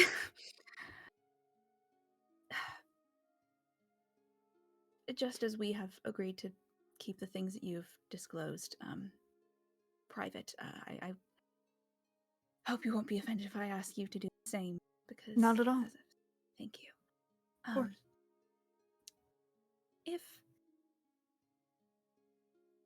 If one wanted to reintroduce dreams and the dreaming into Everglen's magical ecosystem, as it were, what would you foresee the consequences being? Or I mean, consequences of different potential methods? I honestly don't. It's all a bit above me, but I think it's hard to say. I think to a certain extent, in the way that we can't keep nature back for long, we can't control its reaction and its balancing. I think if you cage a creature for its whole life, you can't be mad at it for running a little when you let it go. But in my interactions, it doesn't feel hostile to me. Not really. I don't see it intentionally harming anyone. I think you see the moment where Venus goes, "This is treason," and then just sort of yep. Maybe the king, but even then, he's so intertwined with the fabric of this world and the nature of the magic that binds it together. I don't know if the dreaming could hurt him if it tried or if it wanted to. I don't know. I don't know that it's really up to us to free it anyway. I think maybe it might be near to breaking through that dam all on its own. But very near. I think Locke looks at Alia, and you can see, like, without even an insight check, like, at these Locke is scared for their own safety at this point. Sure. It's like, Oh because yeah. if they can't get to Ambrose, who's Oh the yeah. next best Oh yeah. guy? That thought absolutely. Just like, oh yeah, there are multiple ways to hurt somebody. Right. My advice, if I could be a bit presumptuous, Please. from my understanding, the reason that the Dreamin' is this close to our world at all is because, for maybe the first time in its history, they have a leader who has not been corrupted by it. The Dreamer works with it and not. My point is, when Isabella was here, she spent some time in the Ritual Grove, and I've spent a fair bit of time there, and I think maybe if you're looking for answers, that's not a bad place to start. But I think here eyes kind of flick back to you, Lark. I understand if it's a bit too close to the line for your comfort. So. I think they give you, like, a very sad smile. Yeah. And I don't think they say anything, but I think it's very much like, that line's been crossed. Sure. That line way back there. Yeah, it's gone. Yeah. That one? But where'd it go?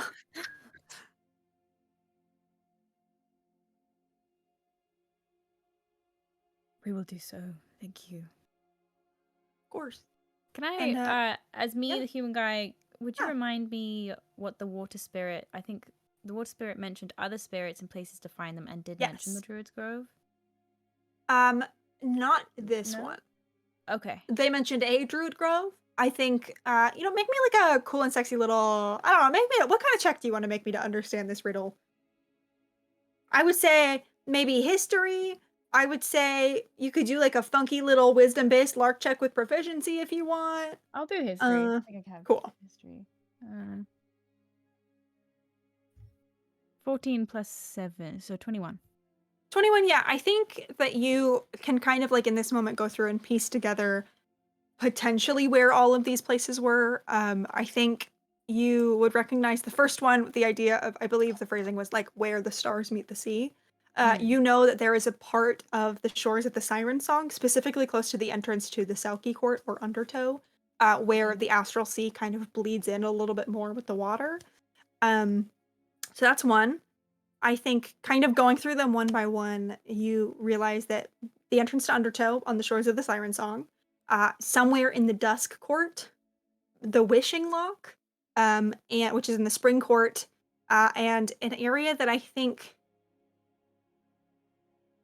yeah, I think it's fair to say you would know. I think you would know there used to be a Druid Grove kind of just outside of the Spring Court, like between spring and summer, that a long time ago was intentionally burnt to the ground to be cleansed of energy, and now no longer exists. And you think it's there. And I think with the knowledge you have, it would be easy to put together that this might be Luca's parents' grove. Based on the timeline. Yeah.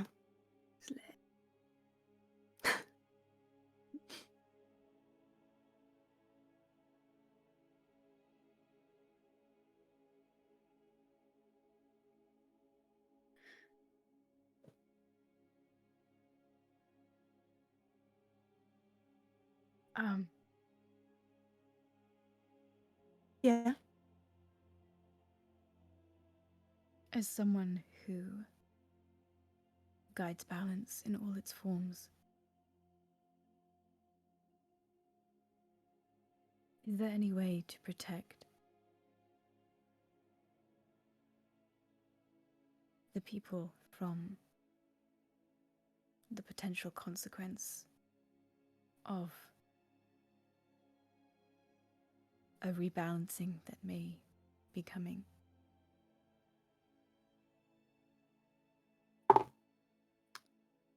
I think that Venus kind of like really considers your question for a moment and then reaches out and sort of like reaches a hand out and like hesitates for just a second before like touching your hand and then very lightly kind of like squeezes your hand a little bit and just says, I think that nature protects the living things within it. And I don't think you should be worrying about protecting the people from nature. I think you should be worried about protecting nature from people. Personally. Other than that, I mean, I don't think there's a place on this planet that magic's not going to touch. Unless you're looking for a vacation. You could try sort of extraplanar areas like magnificent mansions and the like, but it will probably be there waiting for you when you get out. My advice? Make it your friend and not your enemy. If you can. And we'll kind of let go of your hand and sit up a little again.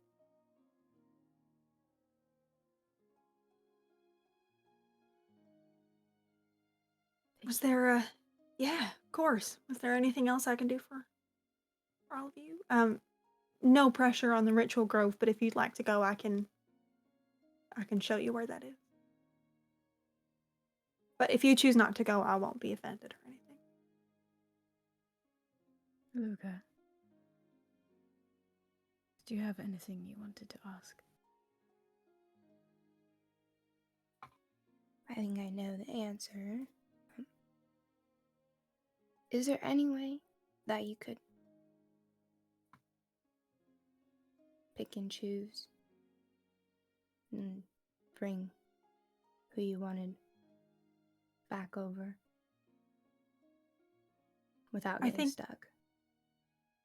I think that Venus gives you a very sad but very kind smile and says, "If I had the power to pick and choose, your parents would have been back 20 years ago. But if something is coming through or trying to, it's not conceivable that maybe people can too. I'm afraid that's a little out of my purview since I stopped asking, but I think it's a very noble question to ask yourself if you want to. Do you think And if the no, Hmm. please. if the dreaming is reaching out to us, do you think we should stop? I think Luca that you should be careful. I think that the questions you all have are important and big. I think there is something waiting for you on the other side, Luca, and that makes it dangerous for you. But I can't tell you to stop because I didn't until I had to.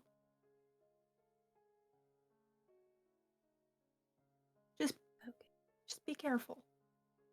And I think kind of like looks around at the group and in this room for a moment and look after her. Of course. Good. What I was gonna say is just I think if a door opens, your parents are gonna be the first ones through, Luca. If I know anything about them, I think they want to be here as much as you want them here, just from knowing them. So, Okay. Thank you for of course, all of this. if there's anything I can do, please let me know. Uh, Before y'all leave, Luca, can I have an extra moment of your time? I know you're all very busy. Yeah. Thank you. And I think we'll kind of pause and look to all of you in not a get out of my house, but in a I would Yeah. like to have this conversation Very privately. politely, like, thank you for all Be your help. outside. Of course. And we'll kind of like point a finger up at the ceiling again, and that magic will like melt away.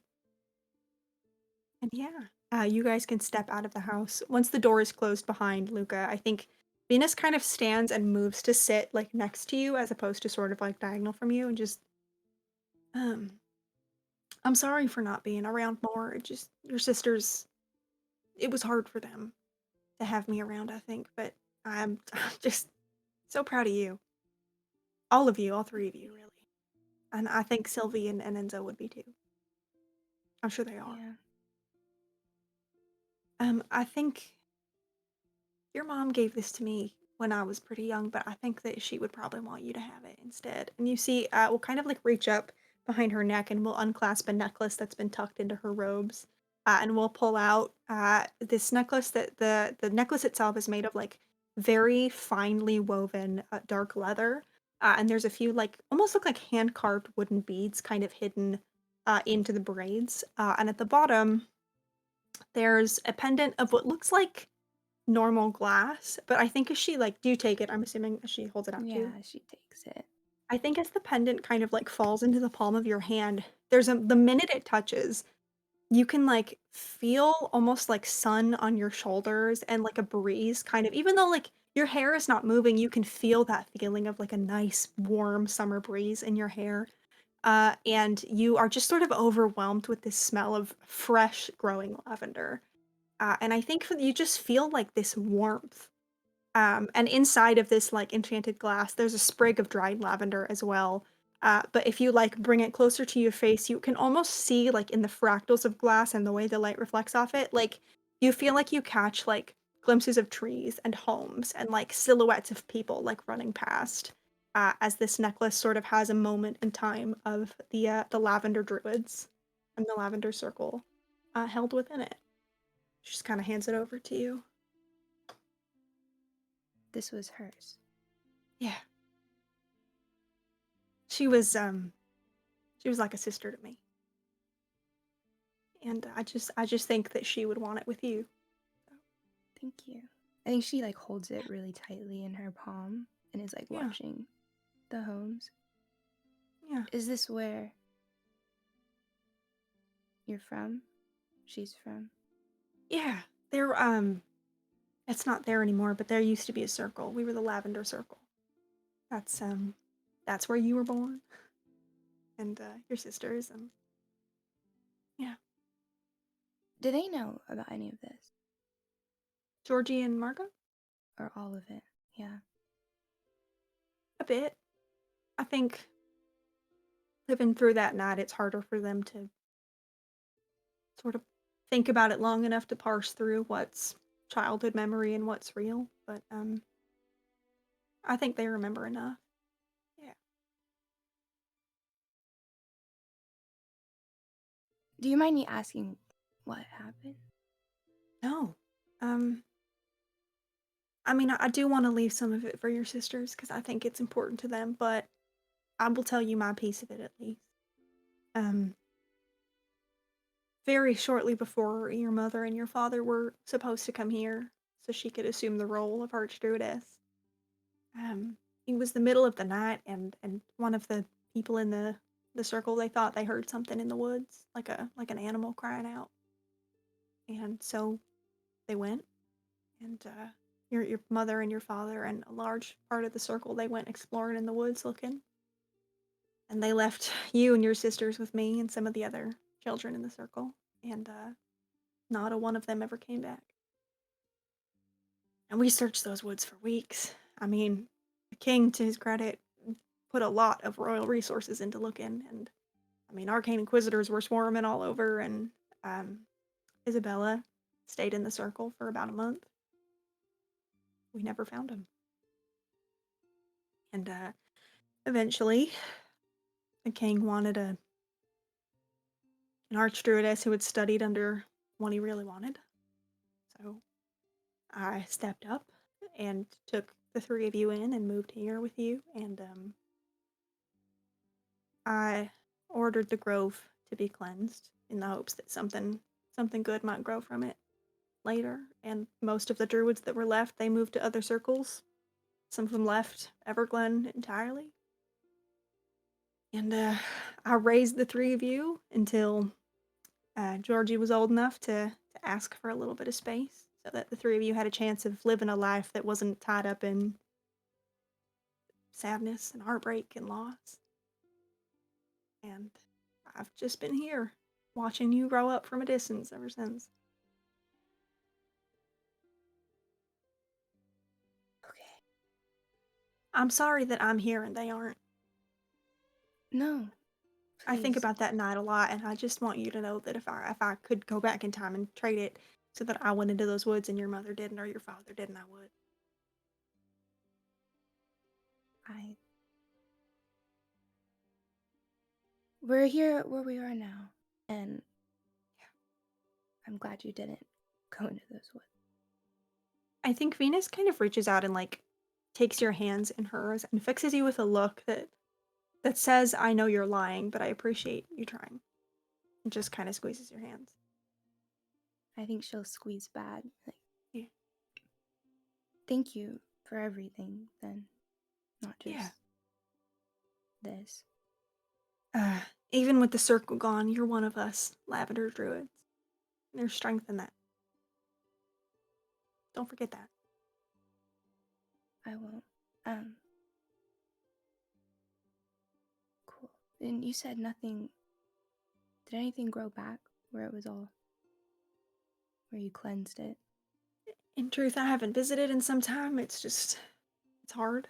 But the last report I got back said there's a few flowers now. Lavender, of course. So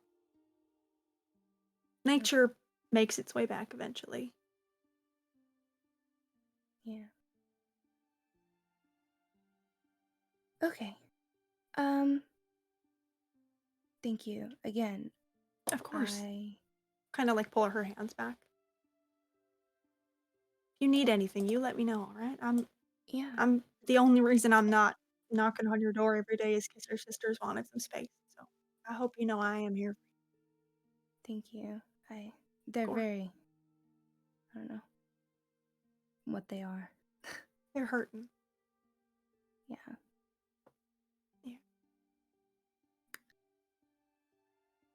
And I think here we'll kind of like, I think you can see that like Venus has been fighting emotion, and we'll kind of just stand and like brush, nothing's on her skirt, but we'll like kind of brush it invisible to us and go, right, well, I should start cleaning up in some of these teacups, but if you need anything, any of you just let me know and I'll come running. Okay. Know right where to go.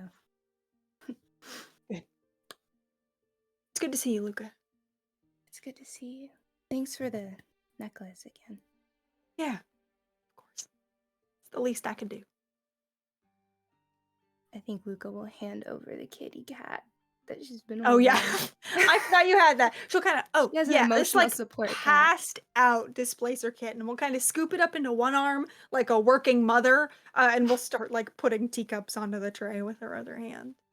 And yeah, I think as you go to rejoin the group, that's where we'll take our break. Don't change that Twitch channel. We'll be back in just a few moments for more emotional damage. See you soon.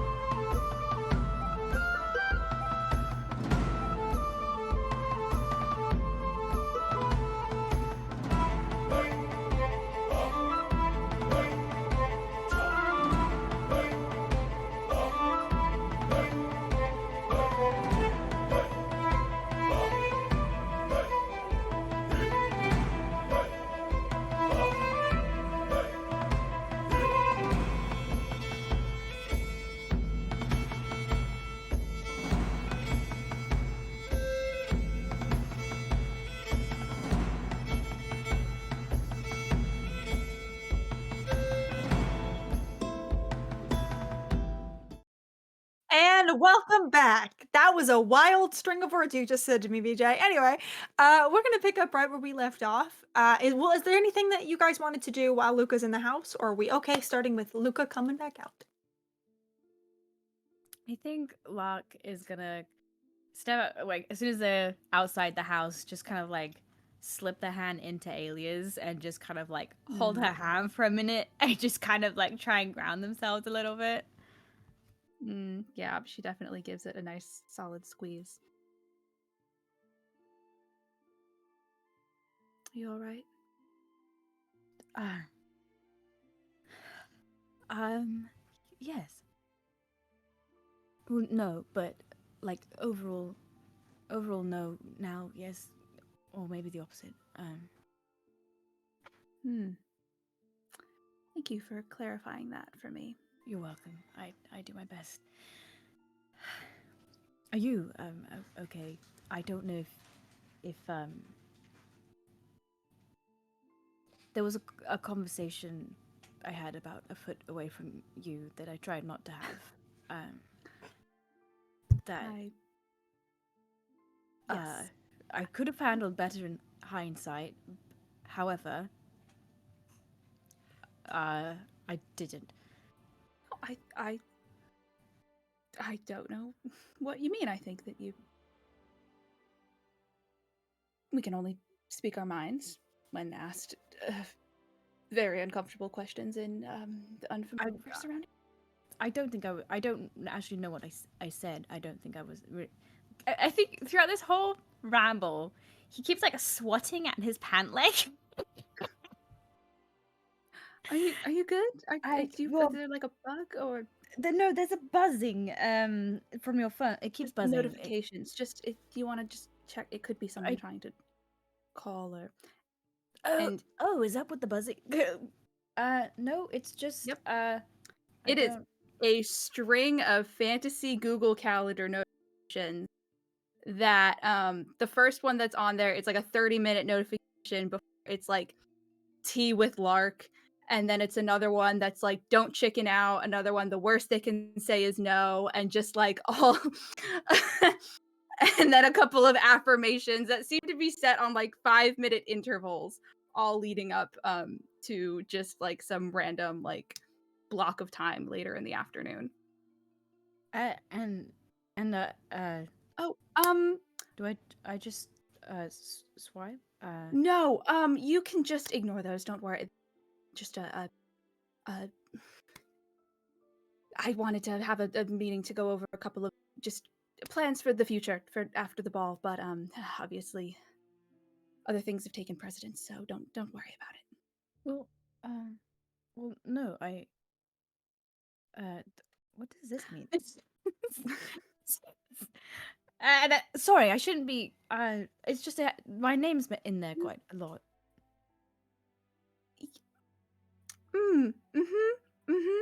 Um,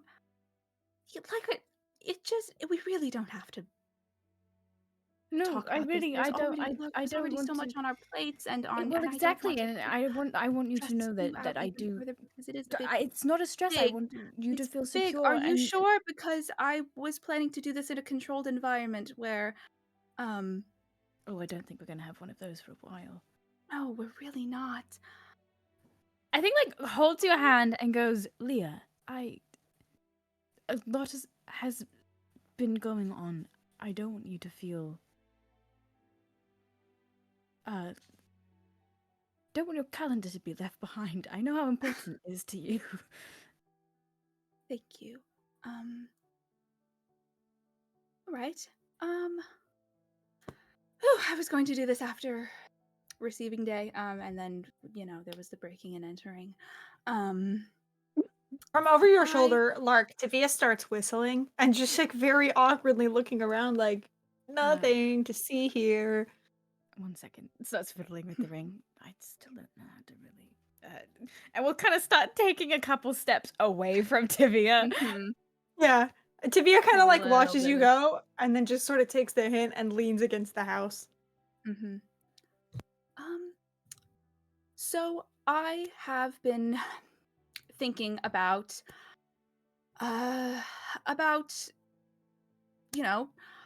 our future and the matter of succession. And I know that your father has not been particularly forthcoming on a timeline relating to any of that.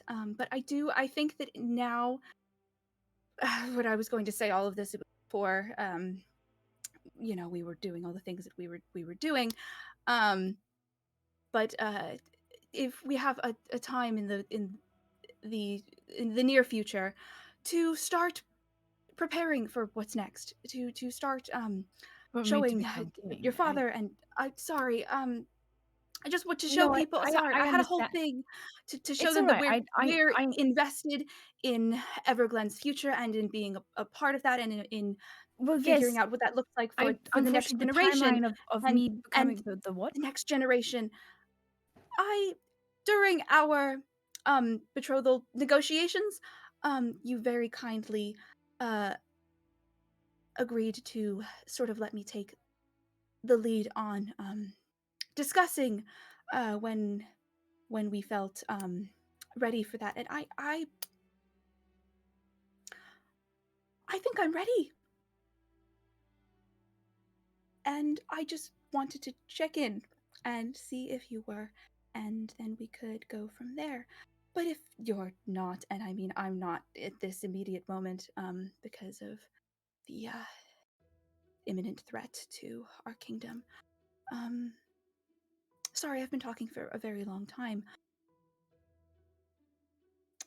And I think that's the end of that sentence.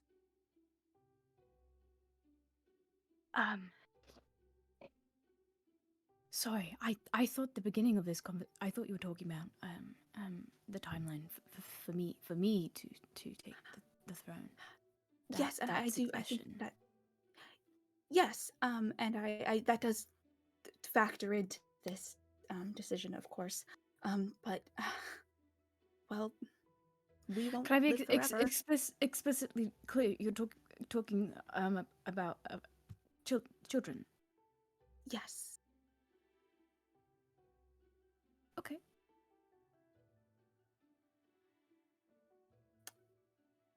And so I feel like I'm at a point in my life where that's something that I'm ready for. And you're making a face. Oh, am I? I'm so sorry. No, not a bad face, but that's your deer in headlights face, and that is why I wanted to do this at a different, calmer time.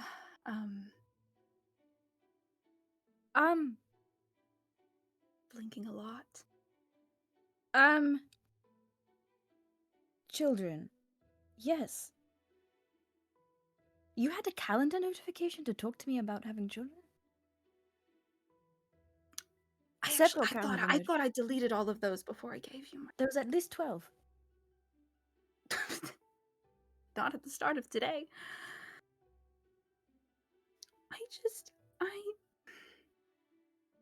I just wanted. You are carrying so much, and I mean, we both are, and I didn't know how you feel about it, and we have been very lucky so far. I think that we've really found a good rhythm in our partnership, and I didn't want to, I don't know, change that if you weren't ready for that to change.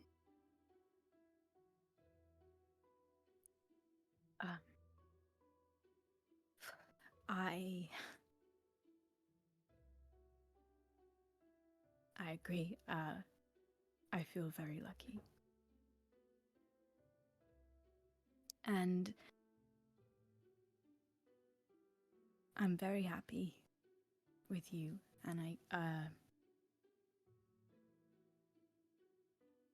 I don't know. I think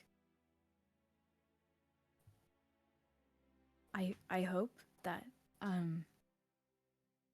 this also would be happy.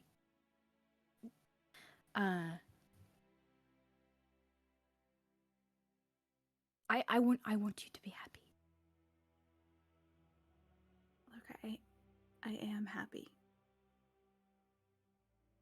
I'm not bringing this up because I feel like there's something missing from my life. I feel that there's something that could be added by it. That's all. Okay.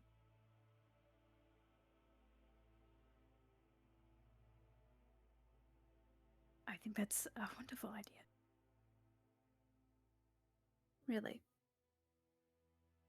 Don't squint at me. I just need to make sure that you're not saying this because it's something that you think that you need to or should want. I'm not. I'm not. All right.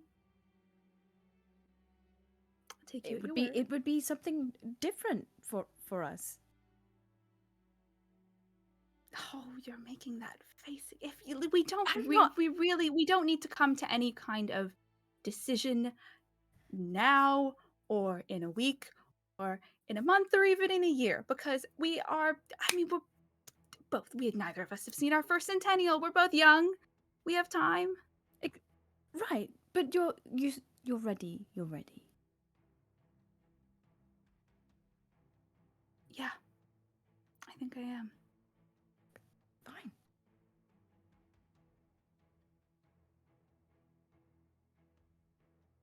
It's like a bead of sweat, like that eyebrow. You can insight check if you want. I would love to. What the fuck is going on with this fucking guy? Can I have husband advantage? Yeah, of course. Cool. That is a 24. Okay. You get the impression that like Locke is being truthful. They're like they're not opposed to the idea at all. They're actually like a part of them is kind of like, okay, yep. But there's like an element to like the process of having children that they're like have a lot of reservations about. Okay, yeah, that's kind of what I thought. All right. Okay. Yeah, Elliot definitely like is squinting, is like sizing them up. Right. And just so that you're aware, and kind of will just take the phone back really quick and open up just a notes app that is, oh my god, so long, just full of research and information. So I have taken the lead of looking into just a different physicians and a number of magical and to sort of You cut out a little bit. Oh, nothing. Just a couple of different ways, magical and money, to sort of process along a bit. What is he staring wide-eyed at this like notes app? So I just kind of closes it again. Magical method. Why? I mean, why?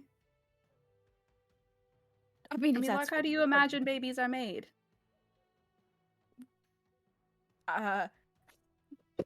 Complete panic.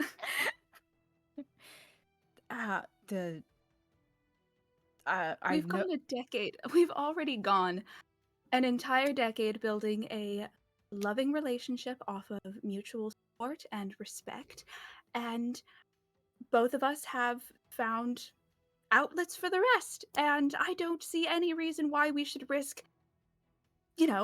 literally and metaphorically fucking that up. So, there are completely blank. What the fuck you talking about? We've what? Well, cause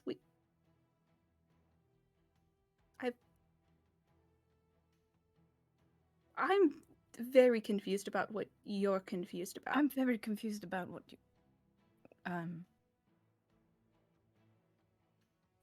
both of us I'm talking about in vitro fertilization that way. That is the No, technical no, term I for it. understand. No, yes, that's what I'm discussing. So that, Yes. What do you we mean don't when need to. What do you mean when you say outlets? What do you think I mean, Lark? I mean, well, I haven't. We agreed on our honeymoon that we had a friendship and Yes. that romance and certain other things, we could find on our own. And you know that I have been. And, you have your friend. I do. His name's Andrew, right? That's like the farmer friend guy. Just because I can't remember his name. Okay. Well, I mean, yes. You go off for the day with Andrew, and you always came back a bit brighter, a bit happier, tired. What? What? What? What? Oh, well, I never wanted to pry because I figured that if you wanted to tell me that you would. But was that not? Have I misread that for a decade? Oh, that's embarrassing. I'm sorry. No. I may have given him a couple of nudges and winks that were probably very confusing. Andrew the farmer. No. Yes, That's your close childhood friend, and you would yes. disappear and come back very sweaty. Because I've been farming. Yes. The discussions about. Oh, I don't even want to. The plowing wasn't a joke. Never mind. Never mind. I am. Oh wow, that is mortifying. No. I just. I. Lee, I made a number of vows to you when we got married, and I intend to I was keep there. them. Right. And you have. I have all of them. Even the one that we both agreed didn't I really wasn't really matter. talking. Sure, I wasn't really talking in reference to myself, though. Why? Are you. Wait. 10 years and you. Mark! Yes. You haven't been. No. No. Well, why not? I mean, if you. Sorry. I don't mean to say it like that, but I hope that it's not been out of some sense of obligation or I don't know, husbandly duty, because again, we agreed that was not one of your duties. Right. But now you want to have children, so now I'm very confused. Yes, I want to have. Again, in vitro fertility. It's a very Okay. quick process. It's not Sure. very complicated, and it's. Besides, I mean, I wouldn't sit here and, I don't know, condemn you to a life without that if that's something that you wanted. And I know that I'm not really to your preference, and so. Why are you making that face again? I can't see what my face is doing. You're It's saying got so all many things pinched about me that is and. just brand new information. Well, some of those things were wrong things that I assumed, and that I suppose is why you should never. It does. We'll make an ass out of you. I'm sorry. Am I misinterpreting another conversation a decade that I thought was very clear when we talked about preferences and my surprise with your proposal because I didn't think I was your type, and how you weren't really mine, but I'll try anything once, but like, you know.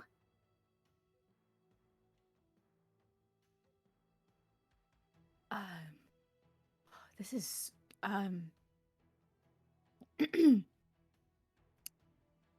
Yes, I remember the conversation we had on our honeymoon. Right.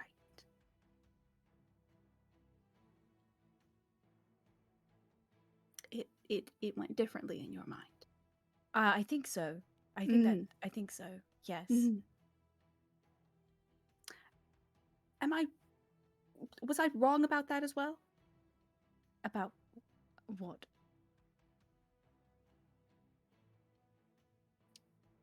About the fact that you don't prefer women? Oh. Because again, if it's just me, I won't be offended. I didn't really thought about it. Thought about it. It doesn't matter. I don't know. But I do. I'm very happily married. Says it a bit too loud. I think a few of the druids sort of in the area will kind of like stop what they're doing and like look over at you and like give you a little smile and then turn back and start whispering to each other. Oh, am I going red? I feel like I'm going red. Yes, you are, and Okay. just take a few deep breaths. I did not think that this was the direction this conversation was going to go. Neither did I. Like when we got married, we promised to love one another, to support one another, to listen to one another. Just there were a lot of things on that list. It was a long ceremony.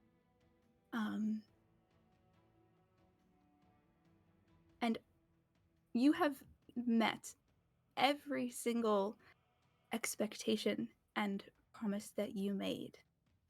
And I don't want you to think that I've been missing out by being with you. Because I don't feel that way. Would? And Lark, nowhere in that list was the requirement that we had to have sex. No, I understand that. I just I'm fine. I love you. I'm very happy in our marriage, and I don't. And I love you, and I am also very happy in our marriage, but there is a different kind of love that, try as we did, we don't seem to share. And if you're happy to go your life without that, again, if you don't feel that you're missing anything without it, then that's fine. But I would hate to be the reason for you to close yourself off to something beautiful if you want it. Leah, I'm not going to fuck the farmer. That's on me. That's on me. I made assumptions. It would be very strange. We've known each other since we were very small. My mother used to bath us together. He's like my brother. I'm really not. That's not going to happen. Understood. Oh, I'm gonna have to send Andrew a fruit basket. Oh, that's embarrassing. Maybe not. But it's not just sex. It's, I don't know. I can't put my finger on it, but it's just it's a different type of love.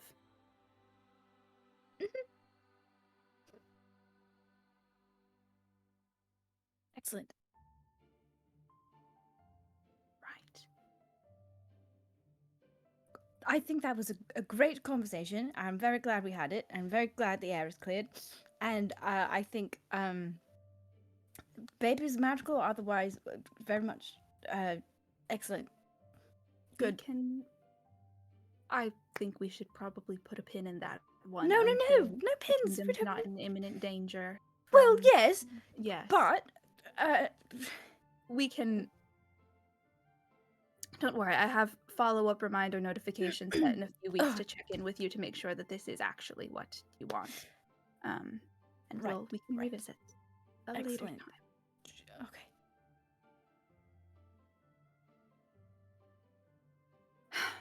Maybe the next phone I get, we can add a calendar so we can share one. I know that you don't know how to check it, but that is very sweet and I appreciate I it. can learn. Lark, I don't need you to change anything for me.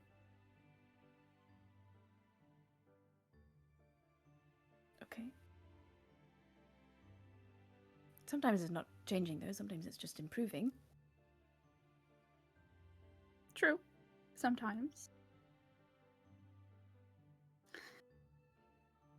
I can't believe you thought I was not farming the whole time. I I told figured you that there in was depth. actual farming I involved. told you I about to the enjoy sowing the seed. Oh, I planting. understand now. Yes. Yeah. Mm-hmm. I always felt like you were a little bit too giggly in those conversations.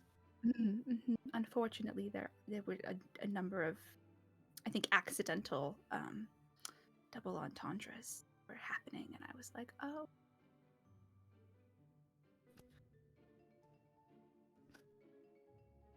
Wow. Okay.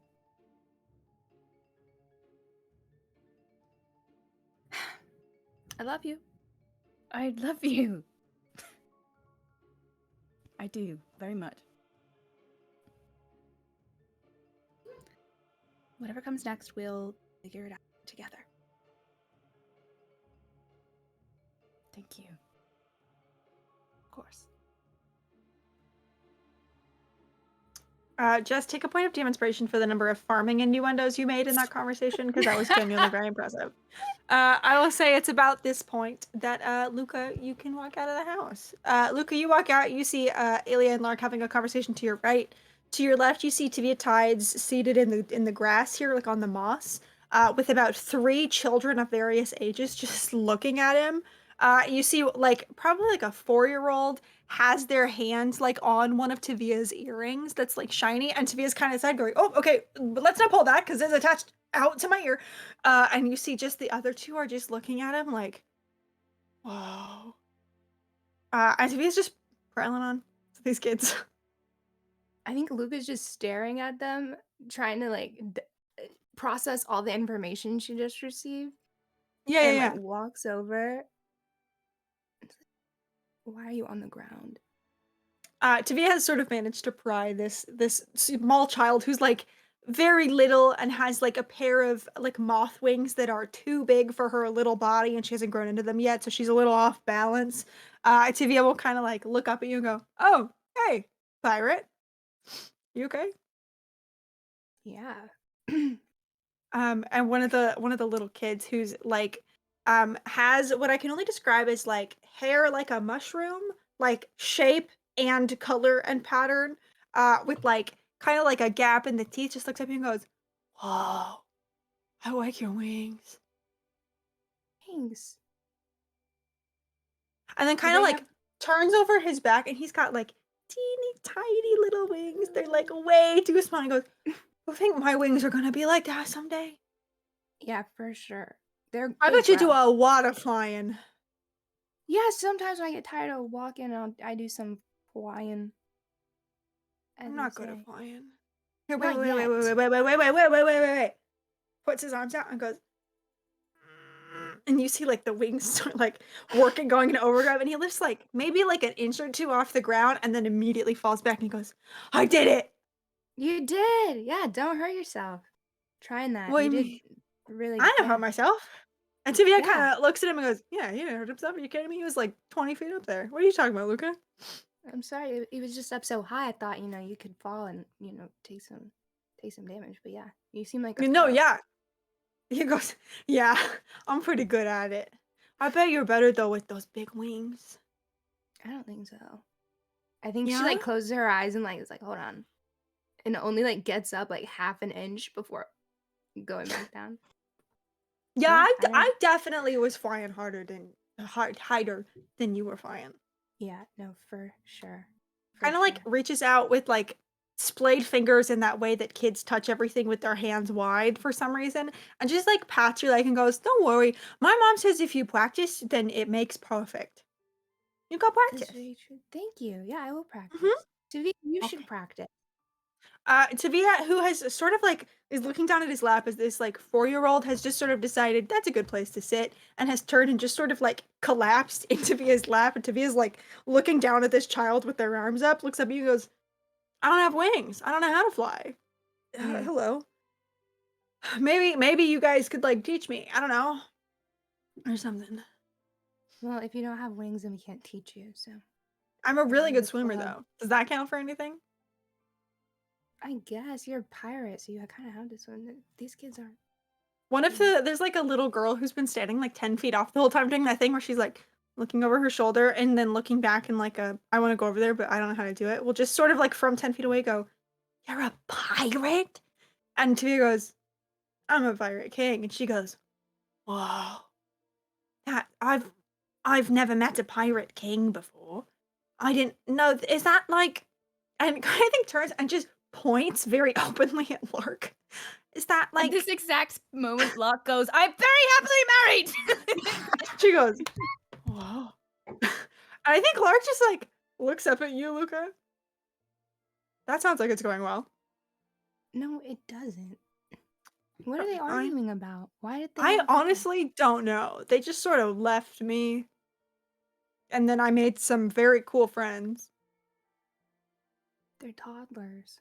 But yeah, they are. I mean, yeah, they're cool. I think Tabia like covers the ears of the 4-year-old and he laughs and goes, don't say that. And the little kid with the mushroom hair looks at me and goes, yeah, don't say that. I'm so sorry. I didn't mean to say. I didn't I'm know that. blowed up. Yeah, me too. Yeah, you're really tall. I know. You We're must actually be not. like this tall. Yeah, just about. Actually, What's your name? Luca. Luca? Yeah, Luca. Luca. Yeah. That's a nice name. What's your name? Why do you want to know? Because I just gave you my name, so it'd be nice if you like return the favor. Oh. My name's Mulberry. Mulberry Moonmist. Mulberry Moon Mist. Moonmist. Mornmist. With an N. Morn Mist. Like morning. Yeah, I like it. Thanks. I'm named Yeah. after mulberries. No way.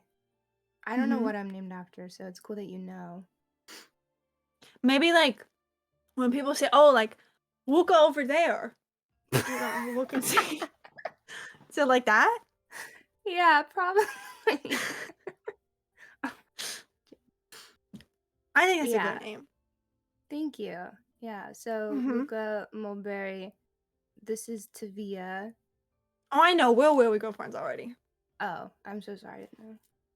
You Tavia hung like out. puts a hand up to you. Yeah, Luca. We're best friends. Come on. Oh, I didn't know you like hung out over here. Yeah. I mean, I had to do something while they're having whatever that is. So What are they talking about? You know, earlier You Lark could go got weird ask. because I asked about. I said, do you want to have kids? And then Lark got like Oh, freaking weird about I didn't hear that at everything. all. Oh, you didn't? Mm-mm. Oh, well, it was weird, and we were standing right next to you. So If I had heard though, I might say that it did feel weird. okay, so you agree. Do you think I made it weird, or was Lark making it weird? I mean, it's sort of like an abrupt question, I think, to just sort of like hit a guy with in someone else's living room. But hey, like that's not my business, you know? I think you know, I don't want to speak for them. I think maybe he was just sort of caught off guard about it. Yeah, I can see Yeah. where that would be a little bit Yeah. weird. Maybe. Sure. I don't know. Sure. What's wrong with asking about kids? Do you have kids? Do I look like I have kids, Luca? No, but some people look like they have kids and they shouldn't have kids. No, that's true. No, I don't. I'm sort of the playing with other people's kids to wear them out for a nice afternoon nap type. I'm not really the like. Yeah. Like, yeah, no, I get that vibe from Yeah. you also. Thank you. I've sort of Makes like cool, distant uncle energy, I like to think, you know? Right. Like, yeah, when you're of age, I will totally sneak you drinks. But I'm not gonna like give you the talk. You know what I mean? And Mulberry kind of like, who's been looking at you, and he goes, "What's the talk?" And he goes, "Ooh, um, no, yeah, Luca, what's the? I mean, it's I don't know. Help. The talk, like the talk about when I forgot he was here. I'm gonna be really when honest with you. when two people live in a house together, sometimes they have a baby. Yep, you have to That's the live in a talk. house to get. That's Yeah, Mulberry just goes, "Oh, okay." when you're like a grown up and you live in a house together, and then yeah, that's what happens. The stork comes and drops. The stork, Yeah, like a big bird. yeah. Okay. He just kind of looks at this kid having a crisis and goes, "Okay, right. Well, this is awkward. Should we go break that up? Not break it up, but like, Ask them if they're like plotting and scheming to have kids. probably I'm not kidding. that." I'm Oh, okay. kidding. Okay. I No, I joke. just I wasn't kid. sure. Yeah, yeah, yeah, yeah, yeah. Cool, cool, cool, cool. Yeah. Cool. Yeah. Great.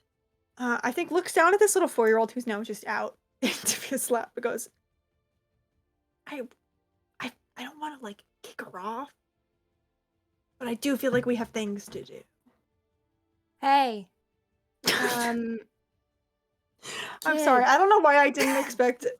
That's such a Luca thing to do, and I did not see it coming, but it's extremely funny. No. And Tavia goes, hey, I'll just hang on. And we'll kind of like reach down and like, I think scoop her up like over his shoulder, and we'll go talk to them. We'll see the plan, and then I will We're not find this taking the child. baby with I'm not us. taking the baby. I'm just holding the baby for a minute because I don't know where her parents are. Just put her down. I'm not You gonna wanna put a take the baby on baby? the Okay, ground. All right. I'm just put her in the street. Luca, are you crazy? I'm not saying put the baby in the street. I'm just saying the baby can walk. It's fine. We can take The the baby's baby. asleep. The baby can't walk anywhere. I'm sorry. I'm raising. For someone who broke into somebody else's house and threatened them, you have a weird, like, soft energy about you. I've never Thank you. the It's holding the part of my baby and charm and everything. You're supposed sex to be a appeal. pirate, and your sex appeal and the baby. People like Oh a my man who's good with God. kids, okay? I guess. Whatever. Not that I'm trying to impress anybody here. Are you Thank trying you. to impress someone? I just said I wasn't. Listen to the words coming out of my mouth. Do you have like a crush or anything? I have to go. I think just like kind of like holding this child and still like kind of actively looking around for its parent. We'll kind of like take a few steps. So Alia, you kind of see Tavia walk up a little bit behind Lark holding a child you don't recognize, just sort of looking like a mixture of frustrated and like red cheeks.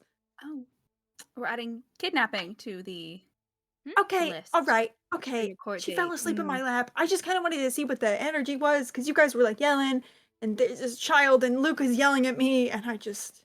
I'm not yelling. I was just saying, why are you taking Mulberry the walks baby? up behind Tavia and goes, "You were kind of yelling, a little bit." I mean, who am I going to Mulberry. believe? I think looks at your face, Luca. She wasn't yelling at all, actually.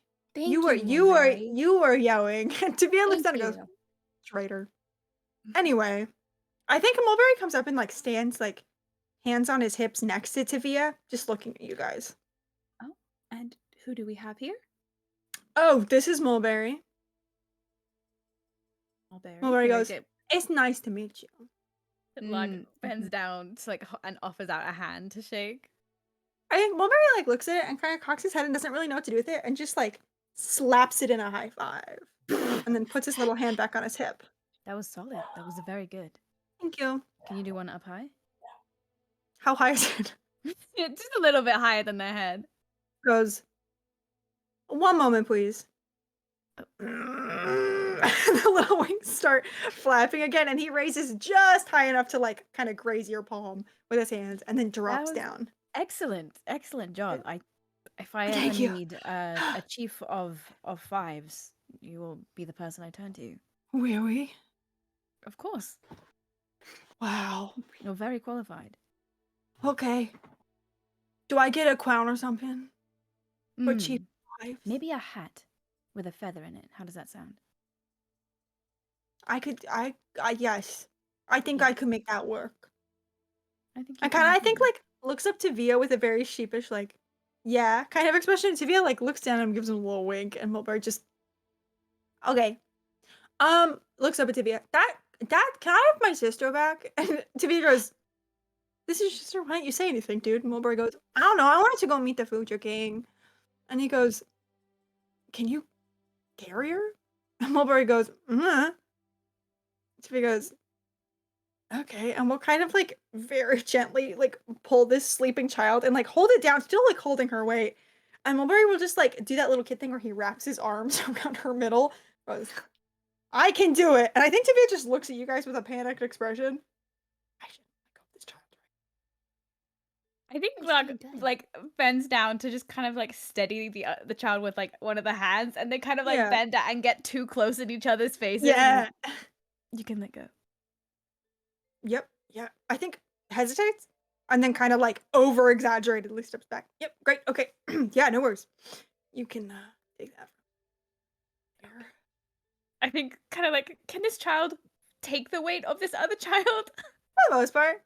I think Okay. all of you can kind of see now that there's like an adult woman sort of like across, it's not a very far distance, but who started like looking and sees them and sees you, and like she flushes a little and kind of gives you a little wave. I think you think that Mulberry can make it that distance Okay. at the very least. Okay. Cool. I Mulberry think I goes, just like I got her. Don't brush a little worry. curl out of her, like the little sleeping kid's face and just kind of Yeah. gives the other kid like a little pat on the head. I'll get back to you about that hat. Oh, just let me know. I know where to find you. Goodbye, Mr. Your Majesty. Goodbye, Mr. Pirate King. Bye, Luca. Bye, lady I didn't meet. And just starts like dragging his sleeping sister. Like her little heels are in the dirt, but she's still mostly asleep. She's got a little smile on her face. I will just kind of like drag this child over to their mom, who will kind of scoop her up and again give you a very like apologetic, like, sorry, half wave. And yeah. Good work, team. I think that I've found a reason to get you into the ball. You can do childcare. That's Great. genius. Luca, don't do this to me. I That's have, good. you No, know, you I did really think well. my little Great. sister would love meet a pirate king, and she is a Yeah? very curious young person, and I think I that she would just see. love to meet you. Sorry, think you're Cora will inviting be me on a excited. nanny basis? Just to be clear. Oh, well, go. Would you Sorry, what rather did you be? say? Would you rather be on a captive basis? If I'm on a captive basis, do I get to drink? No. I guess I can be a nanny. Oh, just to be clear, you will not be taking care of children and also drinking. No, I kind of figured that one. Yeah. Which, to be clear, I could. Fine. Okay, great. Yeah. Yeah, I'll be a What were you guys royal. talking about? I think Tabia kind of looks at you, Luca, and just mouths subtle. I think she's standing like really close to Tavia, like we want to know. Oh, don't look me into that. I don't know I didn't hear anything. I was taking care of Mulberry. Oh. Just checking in. Well, congratulations on your happy marriage. Not that I heard anything. Thank you. Thank Mhm. you. Yeah.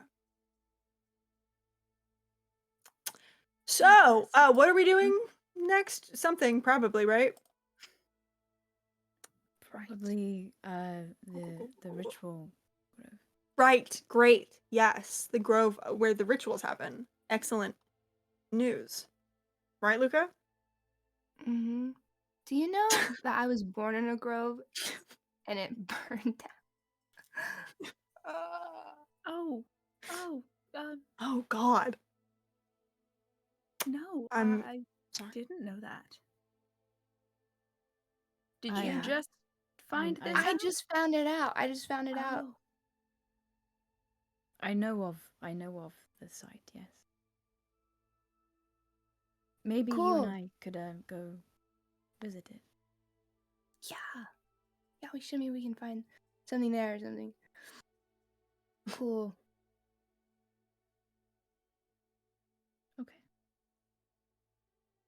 But first, whilst we're here, does that sound all right?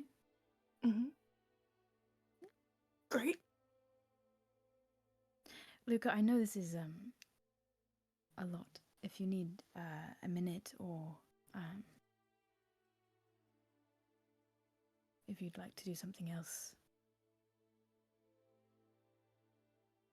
if you need anything, just let us know. I will let you know. I'm good though for the mission and everything. That was crazy. So, but I'm good. I want to do this. I want to be around you guys. That's what I want. Excellent. We want you around.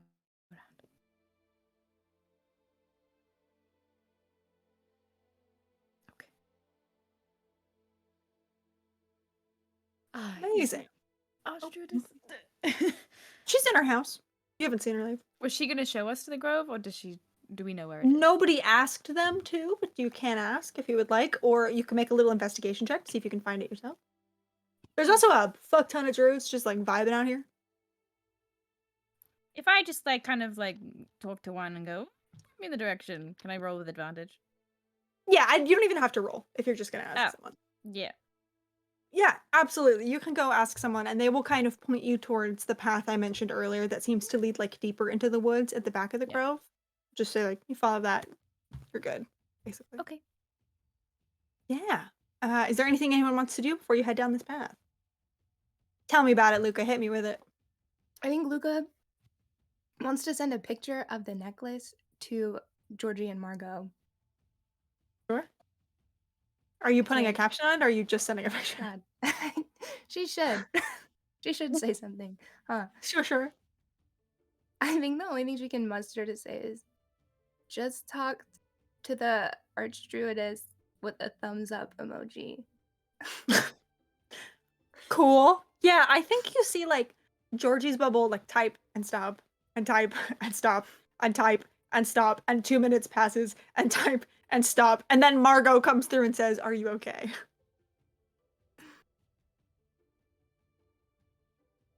Yes, but we should definitely talk soon. I think here Georgie's message comes through and just says, "We're home if you need anything," and sends like a little heart emoji. Actually, I think that Georgie, this is a character decision I'm making. I think that Georgie sends the like chat emoji heart, or like not emoji, but like the little chat speak heart, specifically because she thinks that emojis are too unprofessional. But the chat speak one is probably fine for this Normal, specific yeah. occasion. Yeah. She'll heart the message. Amazing. Yeah. Anything else before we head to the Ritual Grove? Can I do something as we're walking? Absolutely, you can. Follow your joy. I think Lark has with the amount that they read, has an uncanny ability to just like walk without bumping into anything with their head in a book. I believe that. Yeah. So I think they're gonna do this and kind of open up the like Isabella's journal that Elise gave them earlier, and just start kind of like thumbing through what they missed from earlier. Yeah, absolutely. I think the first thing you notice is the map that's stuck in this page that I think at first glance to you actually doesn't really look like a map. I think what it looks like is a series of notes maybe made on top of a map with like a couple of locations X'd. I think, pardon me when I scroll to where that was in my notes. Let me do this. Amazing. So, I actually do know where things are. Don't worry, everyone. Amazing. So, I think as you're looking through, you see there are 4 different spots marked on here. And each of them has some writing next to it. I think you get the sense that, like, this was based on the fact that these locations and the notes sort of match the areas that you recently found out are also, like, where the veil is thin between the 2 worlds. I think you gather from these notes that this was Isabella trying to figure out what entrance into the dreaming might be best for what her needs. So I think first you see like an area labeled Wishing Lock. The note is very protective community and very little known about it. Not sure they would welcome an outsider. where the lavender circle is, it says uncharted for better and worse. Upside, less chance of being caught by patrols. Downside, the magic ushering people through is probably less stable. And then by the Dusk Court, it says much higher chance of someone catching me on the road. Lots of activity around nearby ports, but Aurora might know how to help. They always did like me. And the Dusk Court X is circled, like, quite a bit. And the Selkie Court is marked, but there's no notes on it.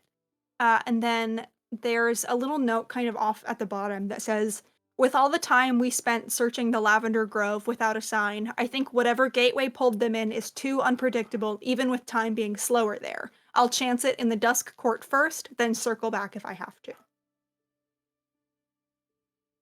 That's the only really new thing you see. The rest is kind of, if you need a refresher on anything, let me know, but the rest is pretty much what Elise found in here. Yeah, I think Lark will kind of actually fall into step beside Tavia. Sure. You know the conversation you absolutely didn't hear earlier in the game? Which one? Because I didn't hear a couple. Right. Probably not the one about babies. I'm not going to talk about that with you now. That's great because I didn't hear it, so I don't know what you're talking about anyway. Excellent. You know the one you didn't hear with the water spirit? Oh, that one. Yeah. Yes. They told me about a number of places in this realm where the kind of wall between this world and the one locked away is thinnest. And these points Vela has marked on this map correlate to what they said. I think kind of like leans a little bit closer to you to look at the map. Huh. She always was too smart for her own good. So it doesn't surprise me that somehow they unlocked something that you had to ask them. What was that, by the way? Was it like water or... A water spirit. Right. Cool. Sick. I didn't know those existed, but it's very cool that you can talk to them. Anyway, yeah. There's elemental spirits everywhere. I'll take your word. The magic I do doesn't really fall into like that kind of territory, but that's really cool that you can do that though.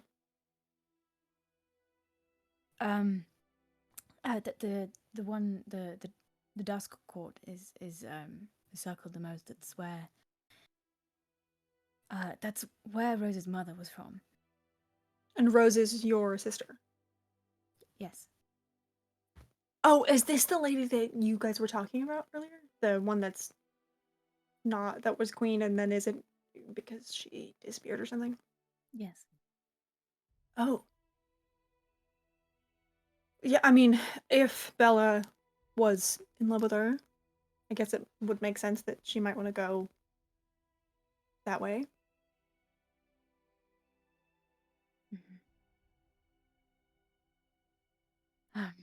Well, I think continues to kind of thumb through these pages. Do I come across the picture, the photograph?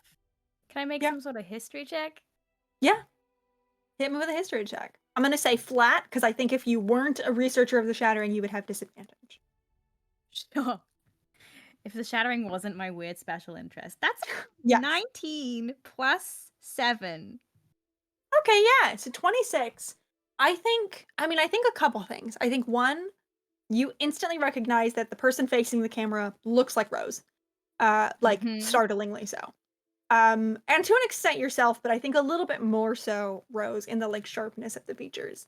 I think two, truthfully, I think you recognize the other figure more than this person. I think you sort of vaguely recognize this. That's a high roll. So I'll give you a name. I think you vaguely recognize this other figure as Sen Tutani, who was one of the survivors of the Shattering from the Castellan Age, and who helped lead the Castorian people into sort of the steadiness and the life that they have today.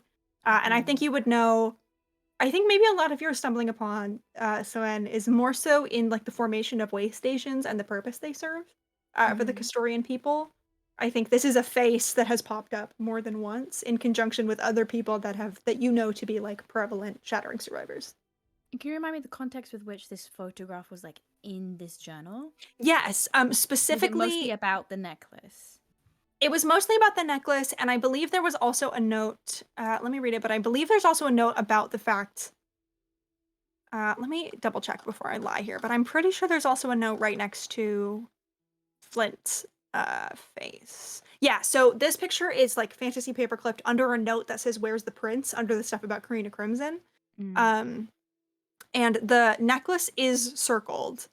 But next to the man's face is a note that says "Coincidence, my ass." By the man, you mean Flynn? Yes. Cool. I think like as Lark is kind of like rambling about this map and thumbs through, and they fall open on this page with like the photograph, and they just like their steps just like slow to an absolute halt, and they just go silent. I think Tavia was kind of like happily in stride with you, and we'll kind of stop and turn back. You okay? What? What? Starts like doing the thing where you're like looking. I don't. This. Oh, that's so strange. Silent. But I really looked at. I think Tavia like hesitates and takes like 2 steps closer very slowly, as if not sure like what the boundary of your comfort is, and kind of like peers over the top and sees the picture and like looks at the picture and looks at you and looks at the picture and seems to start connecting dots a little bit and just you look alike. Well, no, this person, they look like my sister. That's so weird. But I know this person, and kind of points at Glenn and go, they're a historical figure from the Chattering, obviously, and No shit. right, and they led the Custodians out of the wreckage of that. What did Bella have an interest in the Shattering? Do you know? I mean, no more than any other pirate king does, I think. Like, I mean, we, live in Vortis that got hit by a shard and everything's kind of fucked up Right, because of it. course. But Incredible. not like, I mean, you didn't strike me as the type to. Sorry. I just find it very interesting. The geographical shift and the arcane impact, obviously. Yeah. I mean, if you ever want to visit and see it, I can like get you in. Really? Yeah. I think like looks around very overdramatically and leans in and goes, "I'm a pirate king. I can get you to Vortis." You could, right? No, I did. Hmm? That's. It's funny because I know a lot of pirates, but none of them are really allowed there. That's amazing. Interesting. Okay. Yeah, not gonna poke at that one, but yeah. Sorry, I didn't mean to interrupt. You're very passionate, and it was nice to watch you talk about something you like. Anyway, yeah. Leah. Kind of like, yeah. Turns over his shoulder. Luca, come look at this. What am I is looking it? at? Holds up the picture of Flint and Sven. It's two guys. Oh my. No, Grace, I love you more than anything. Sorry, I just had to Sorry. interrupt you that. No, that was great. Do you know these people or something? I know this person is from, I recognize them from one of my history books. They're from they're one of the Castellans, now Custodian, right? Did I get that right way? Yeah. Yes, I did. What? People one of the original survivors of the Shattering, by the way. Right. And there was this person who That spitting image. That's right. spooky. Right, and then That Bella has is written Prince down in her notes. You're the prince. They're not actually, technically. Oh. Oh. Is this a different prince? Well, I mean, like, because above that, it's talking about Karina Crimson, right? Karina Crimson like founded the Crimson Blades, the pirate like guild or whatever because she was like Mm. when the shattering happened, like basically tried to start a like uh this is me, James, not able to find a word. Coup. That's what I'm like tried to like stage a coup of the pirate leaders, kind of, and use the shattering. Yes, for I her read own- about that too. Yeah, and like I and listened like to one the of the things. audiobook of that one. I mean, like nobody really knows if she was lying, but she saying that she was like from here and like a princess or something. We all kind of thought she was full of shit, but I mean, not that I was there, but it's like the Dude, common thing. Wait, Karina She said that Crimson she was what? Well, no, I mean, she had like this guy that was like her first mate called like Bark Barker Payne. Barker Payne, some shit like that. And there was like a Looks at whole Alia. Oh shit. there's like a whole so because I'm a pirate king, kind of like it says it matter of factly, and then Mm. pauses to kind of like There's a little yeah, you know, Yeah. I have access to like the like top secret records of the first pirate kings and their like notes and shit. I don't know how well known this is, but like one of the things that Crimson was yelling about was that like they were a princess of the Feywild and scorned by her dad and something. It was like all these weird crystal things. She was trying to use a divine shard for her own like power, and it was the whole thing. But And she claimed to be from a she didn't member like. of royal So she didn't. family. I don't think she like yelled it, but it was like so she like accidentally made these like crystal things come out of the ground, and people saw like Right. memories or images or something in them, and it Right. sort of implied it. And then Barker Payne was like I guess a political guy at the time or something before he Right. decided to become a pirate. So Yes, he was a political guy. It was. Oh god.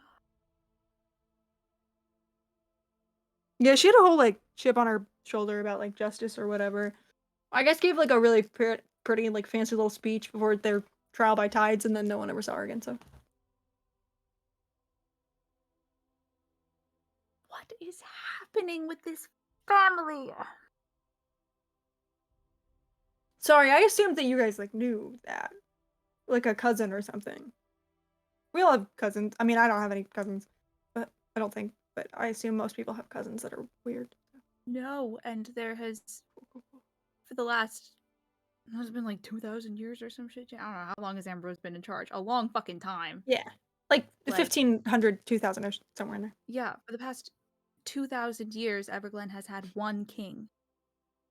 And That's in too. all of that time, seems like too long. I two don't. queens You know, now that you're saying it, it does seem like too long. It doesn't and really feel 4 fair, you know? children. Yeah, I don't mean to do more treason, but like pirate kings get swapped out pretty regularly. So not like regularly, but not like 2000 years.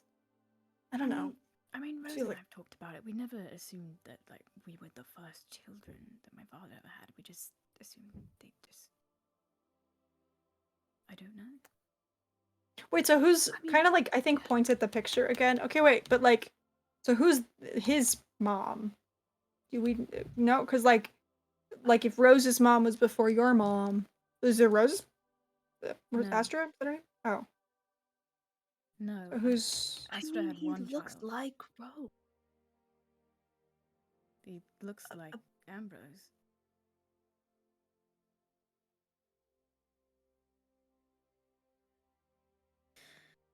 Congrats on your brother or your. It's a boy. It's so strange. Do you think they're still around? That surely not. I mean, you said your dad's been ruling for 2,000 years, so Right, the but he's an a long time. archfey. His existence Sure. is kind of just never ending. It's like an injection of like Jesus Christ. Oh god. Um. Well, you know this other person. I do. So I do. if- Not personally. It's a little bit full on. Like I wish. Oh my god. But- Well, if you could figure out how to contact them, then maybe you could figure out how to contact. Well, the again, other I just person. don't know whether this is ancient history, but maybe maybe descendants or relatives or something. Maybe they usually the way stations. Kind of looks at Alia like you know this. I talk to you about this all the time. The way stations, right? Right. the massive flying, just floating things in space, and they are just Yes. completely self-sufficient and self-powering, Yes. and they're just Great magnificent slushy pieces of. machines. And oh, Yes, I huh? read about those All too. right. Right. I mean, it's certainly possible that this person is still out there, or someone who knew them is. A little bit up the path, a lantern sputters to life. Oh, Hello? is it like in a it's starting to get dark and the streetlights are coming on kind of way, or No, Is it like an it's like in the middle of the automated? path. The rest are yeah, off. yeah, yeah. Okay. Well, we go say hi to it or something. Probably. The one up the path on the other side lights. I suppose so. Okay. Kind of very carefully close it. Like they're being very careful with this personal belonging. Like closes the book again and kind of rewinds the leather tie around it and kind of holds it to their chest. I think you see Tivia clock this and just give you a really appreciative kind of half smile.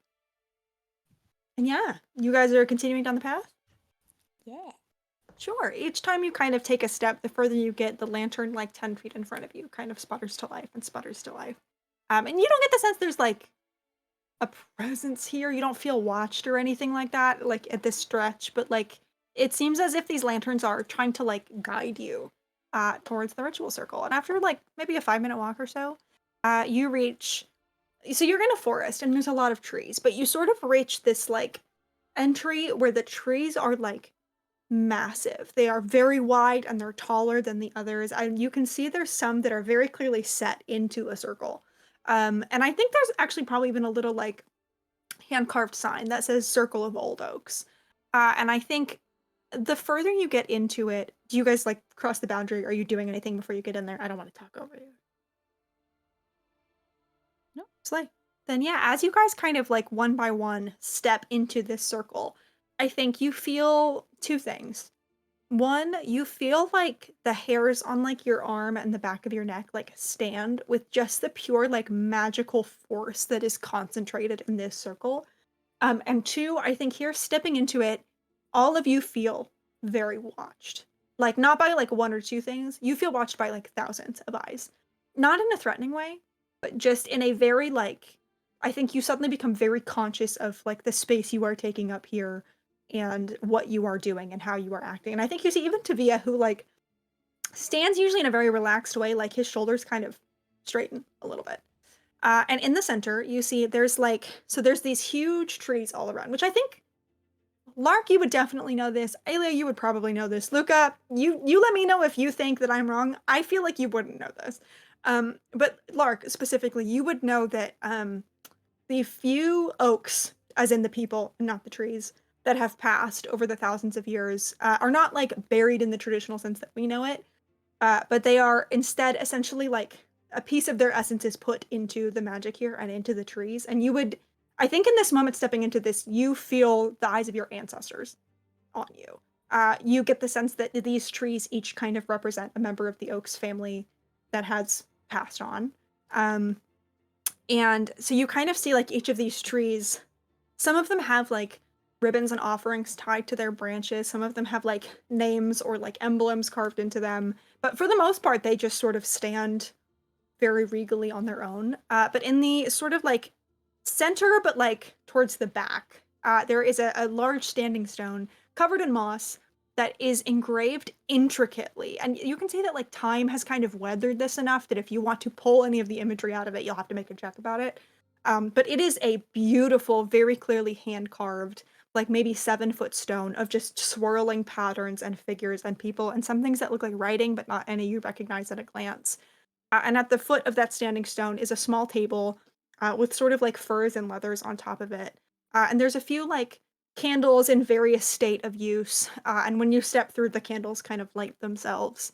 There's a few offerings that have been kind of set off to the side. There's a few notes kind of tied with ribbon. And in the center there is an offering bowl with a little bit of ash at the bottom. And on the floor around it, there's a few pillows around.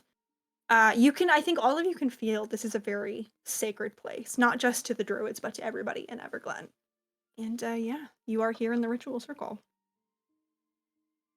Is it just like Ambrose's like line that has people buried here, or like for example, like would Mhm. Astra be buried here with a tree? You would know that Archdruidess have a tree here. Okay. It's specifically like anyone considered like royal or in the like royal family, whether or not that's by blood. Sure. So like you would know, like, God forbid, if Rose like died, she would be here. To an extent, ignoring Ambrose's influence, to an extent, if Tennant died, he could be buried here.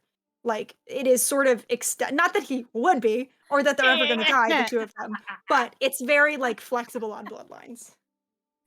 Okay. Good to know. They're gonna live forever though, it's fine, don't worry, everybody. The sure way to get a haunting by Tennant Crow Real. in your fucking druid circle. But yeah. What would you guys like to do? I think Lark is drawn to Astra's tree and I think finds their feet kind of like leading them towards it without really meaning Yeah. to. And then finds You kind himself of- in front of it and then paralyzed with absolute fear. Sure. I think you kind of walk a little bit, and it's a tree that's like a little bit like not immediately to the left of the standing stone, but like one over. And it's a tree whose like bark is this sort of like very dark brown, and it sort of like almost seems to like it's like the lines in between like the pattern of bark seem to like almost glint and catch. Like you almost feel like if a tree could be the night sky, that's what you're looking at. And I think that the like leaves here are sort of more in the like purpley leaf territory. And they kind of like droop down a little bit more. And I think you see there are a few like ribbons and messages and notes and bells tied to this tree. Yeah, is there anything you would like to discern from this tree?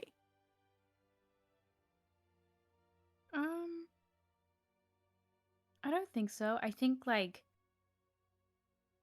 standing in front of it, I think Lark kind of like stands in like the fear Yeah. and kind of tries to kind of like move through it.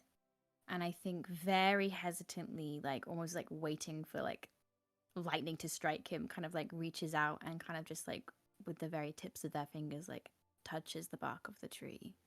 Yeah. I think you touch the bark of the tree, and I think you expect to feel something, and you don't. Okay. Nothing good, nothing bad. Just nothing. And then I think his hand falls, and I think after a second they bend down, and Druid craft kind of like a little bit of like a rose bush at the roots of this tree. And Yeah, leave it there.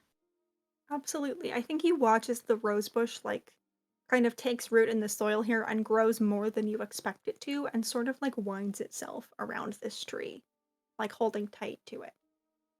And yeah. And I think you see even like the tips of some of the petals begin to turn just a tinge purple. Yeah. Aelia, Luca, you guys doing anything in here?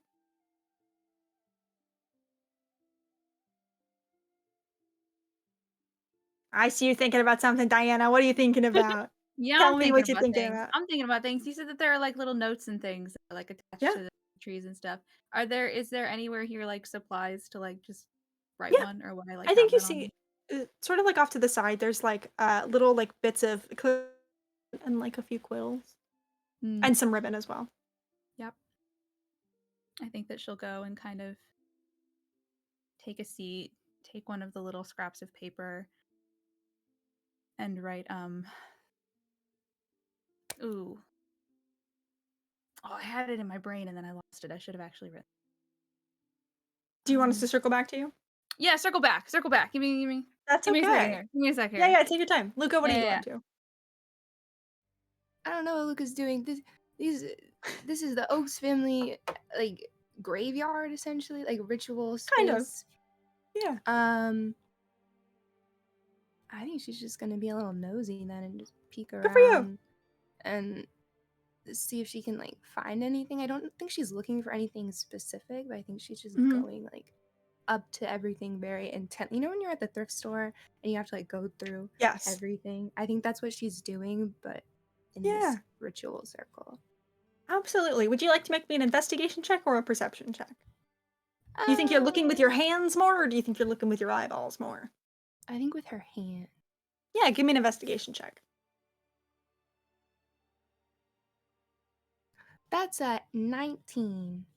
19, yeah. I think you can sort of like first like kind of do a little circle in here. And I think one thing that you notice off the bat is the part of you that is linked to your druidic magic like burns brightly here. Like I feel like normally, it's like you can sort of feel the embers of your druidic magic, but it feels like so close to like catching in here.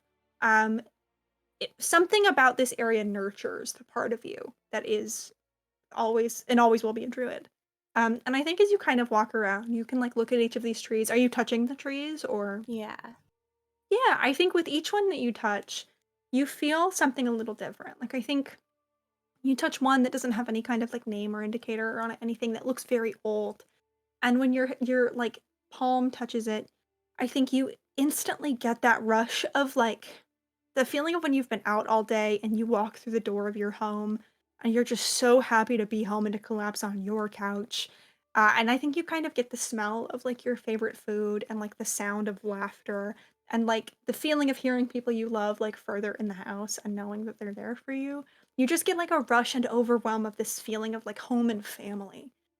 And I think you go and you like touch the next one and you sort of get the smell of like old parchment and candle smoke and the feeling of like being up way too late because you're engrossed in a book or in a project or something and you know you need to go to bed, but God, you're just really cooking on this. Like that like passion for creation and for knowledge and for research.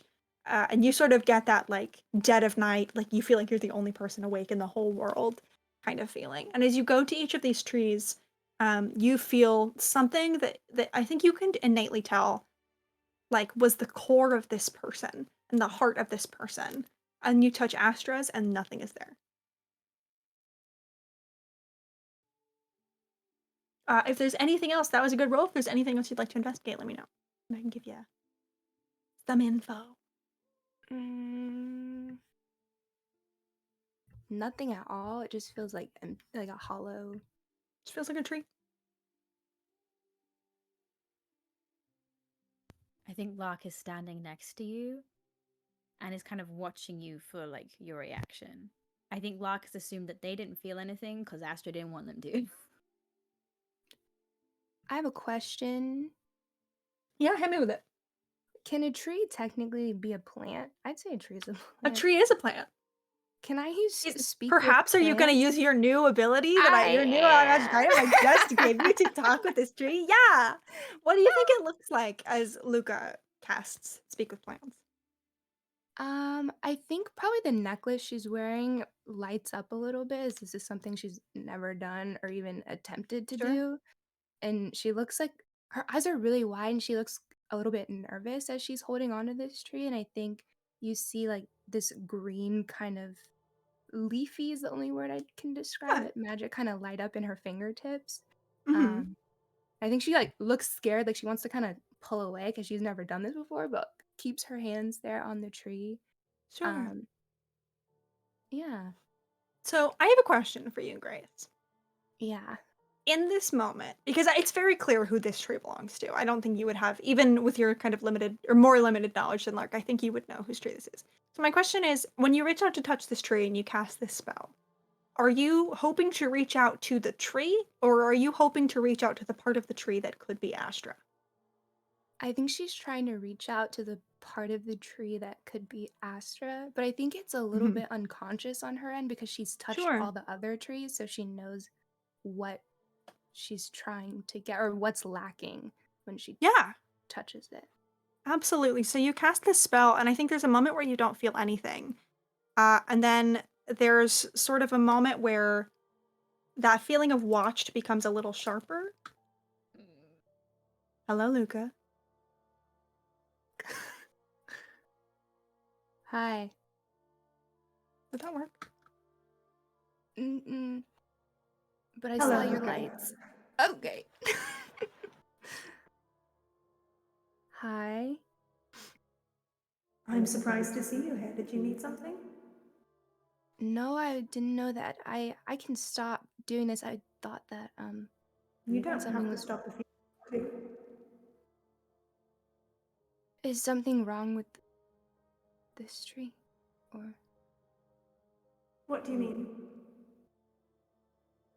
it just feels empty. So That's because I'm not in it.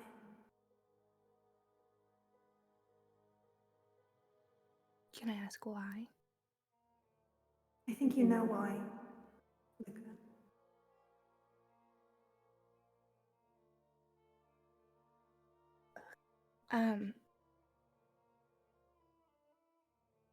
I really didn't expect this.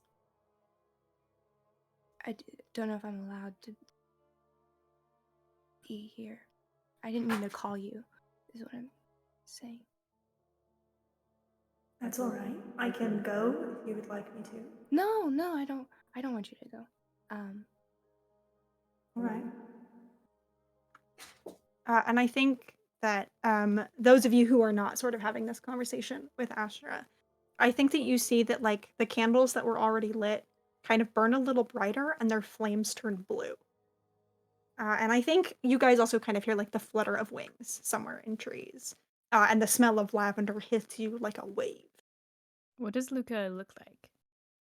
I think that, so Luca's hand is kind of on this tree.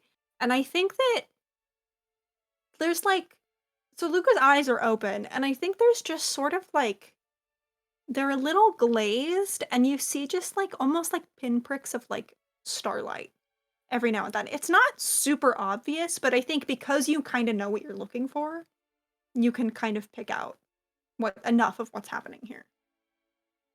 And I think Tabia, who doesn't, from the back kind of goes, Luca, are you good?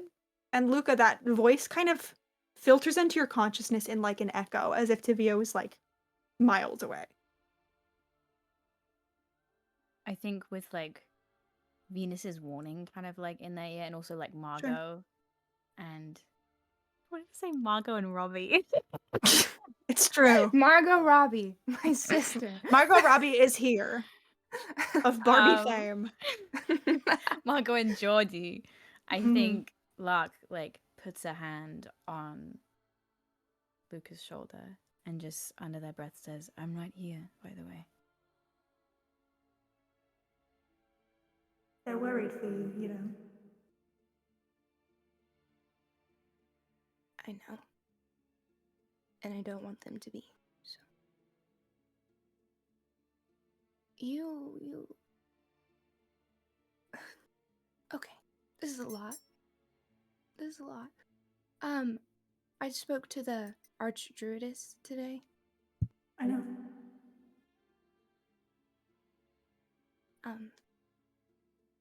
They said that they had been sort of like hitting the point of no return, so they stepped from where you were. Yes. Venus found himself a bit too tempted. Worried that the dreaming might pull to her a little too strong. I didn't know it was like a choice to step. It isn't always. I think Venus knew what they were walking into, where most others don't, where I didn't. And I think it's easier to say no to something when you know what you're saying no to, or that you can't change your mind later. Would you change your mind if you could go back? Yes.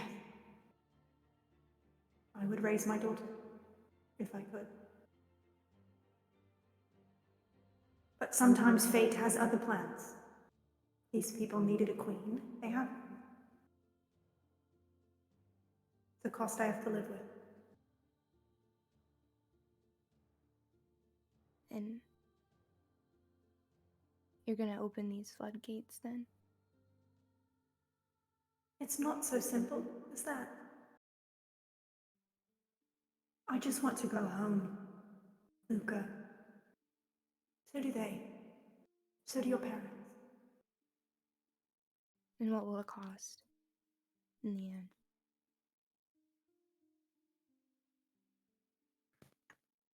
Make me a persuasion check. Thank you.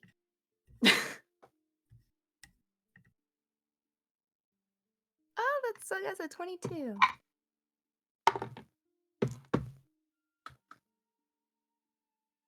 Are you asking what it will cost you or us? The latter. It will cost me far more than anyone else here, but I'll pay it. I think most of these people have been here for a long time. In a way, they will be giving up another home. They will be giving away what relative safety they have here locked away. And I will be giving away the part of myself that might have made a different choice.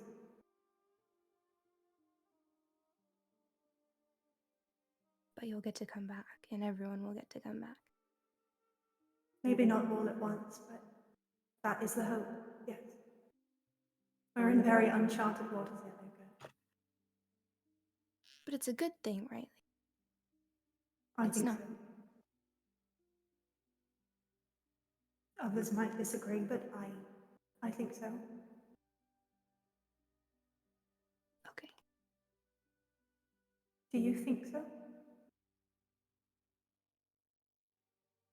Don't really know what I think anymore, but if I was betting, I'd say yes, that I think so, but I don't know why everyone else here is so opposed to it then, or scared. People fear change. It's a natural impulse, especially for those who live as long as we do. This would be a large change. I understand their caution, even if I disagree with the source of it. Luca, would you like this conversation to include everyone here? Or would you like to talk to me on your own? I don't want you to feel backed into a corner or anything. We can talk to everyone, yeah. Did you need something? No, I saw your letter, and so. Yeah. That was a difficult time for me. I'm sorry about all that. Thank you. Very kind of you to say.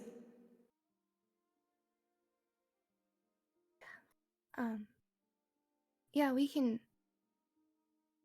we get everyone? I don't know. I feel a little stuck right now.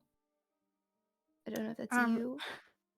I think that, as you kind of say, can we get everyone? I think it doesn't shift for you instantly. My friends who are standing in this circle, my question for you, as sort of these like candles that are blue flames rise higher, and you start to almost hear like, like the howling of wind that almost sounds like whispers, and you can't quite delineate what's whisper and what's wind. That kind of starts to like howl around this circle, and I think that all of you feel the pull. My question is, are you resisting it?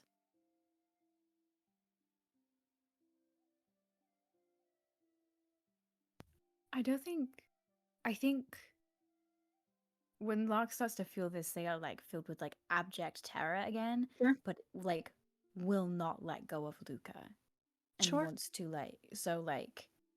whether that means they are pulled in as well or whether they are the only thing tying them to the outside, I don't know. But like the one thing that is on their mind is like, whatever happens, I'm not letting go.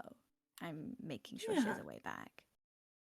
I think if you would like to resist, you can. I would probably give you disadvantage with that. I think what it kind of comes down to is, do you think like in Lark's like subconscious even? Do you think it is that they are leaning more towards like I will go with Luca so she won't be alone, or I will keep Luca from slipping away and I will stay here to do that? I think the latter. Okay, then yeah, go ahead and make me a wisdom saving throw if you wouldn't mind. Ayla, are you resisting? Yes. I don't think that she can because this letter that I was Oh, to Astra. sure. I think that she gets almost all the way to the end of it. It's very short, but it just says, "I don't know where you are here, Oh, your and I mic would cut like to out. I'm meet you." sorry. Oh Um, it says, "I don't know where you are, but I do not believe you here, and I would like to meet you halfway. I have no right to ask, but as one who hopes to someday be queen, I seek the wisdom of those who wore the crown before me. I don't know what to do," and it kind of cuts off there because that's as far as she got. Take a point of GM inspiration for that because I love that. Oh my god, thank you. Yeah, I'm gonna and I make know this that a you'll use it for problem for evil later, you. but that's okay. No, that's I okay. will. I'm doing it because I'm excited to see what problem you make for me. I'm I putting think them in a little pile.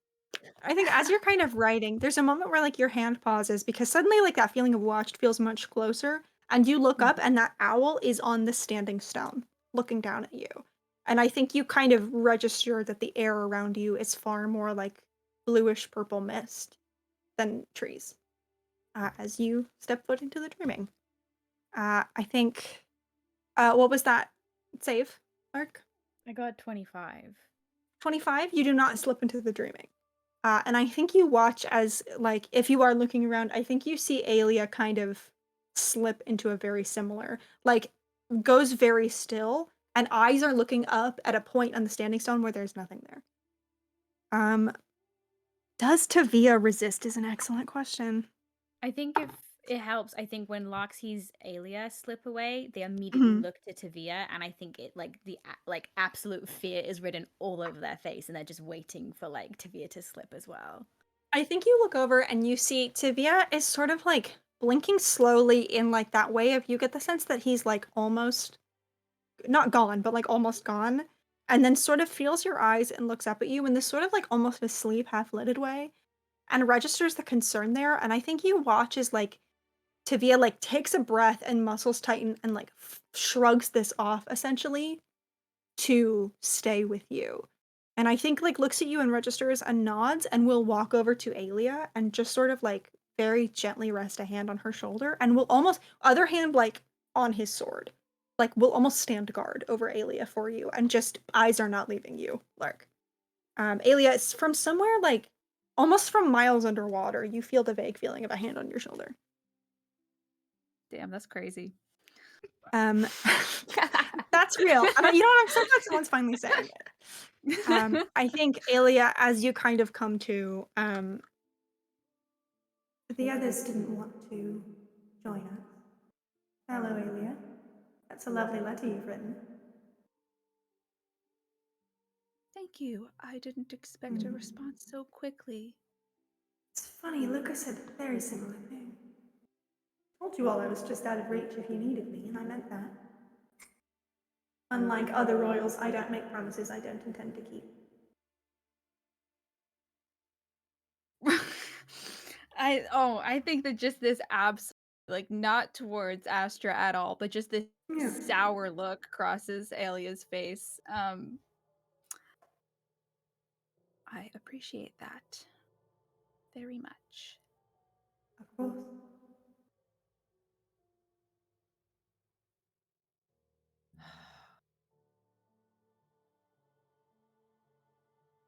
Is there something you need? Oh, I apologize. Please continue. No, Luca, are you all right? Mm-hmm. Good. Yeah. Great.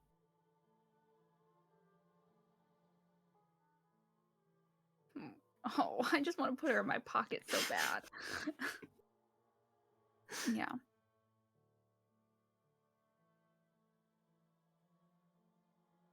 I have tried to make a habit over the last several years of studying up on statecraft, on the lives of other notable leaders throughout the expanse on trying to understand how they ruled and the thought that went into their decisions as I prepare to make some of those decisions myself.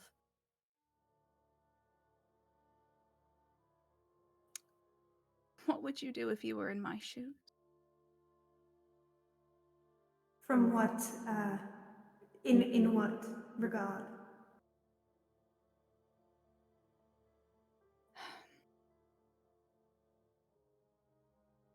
The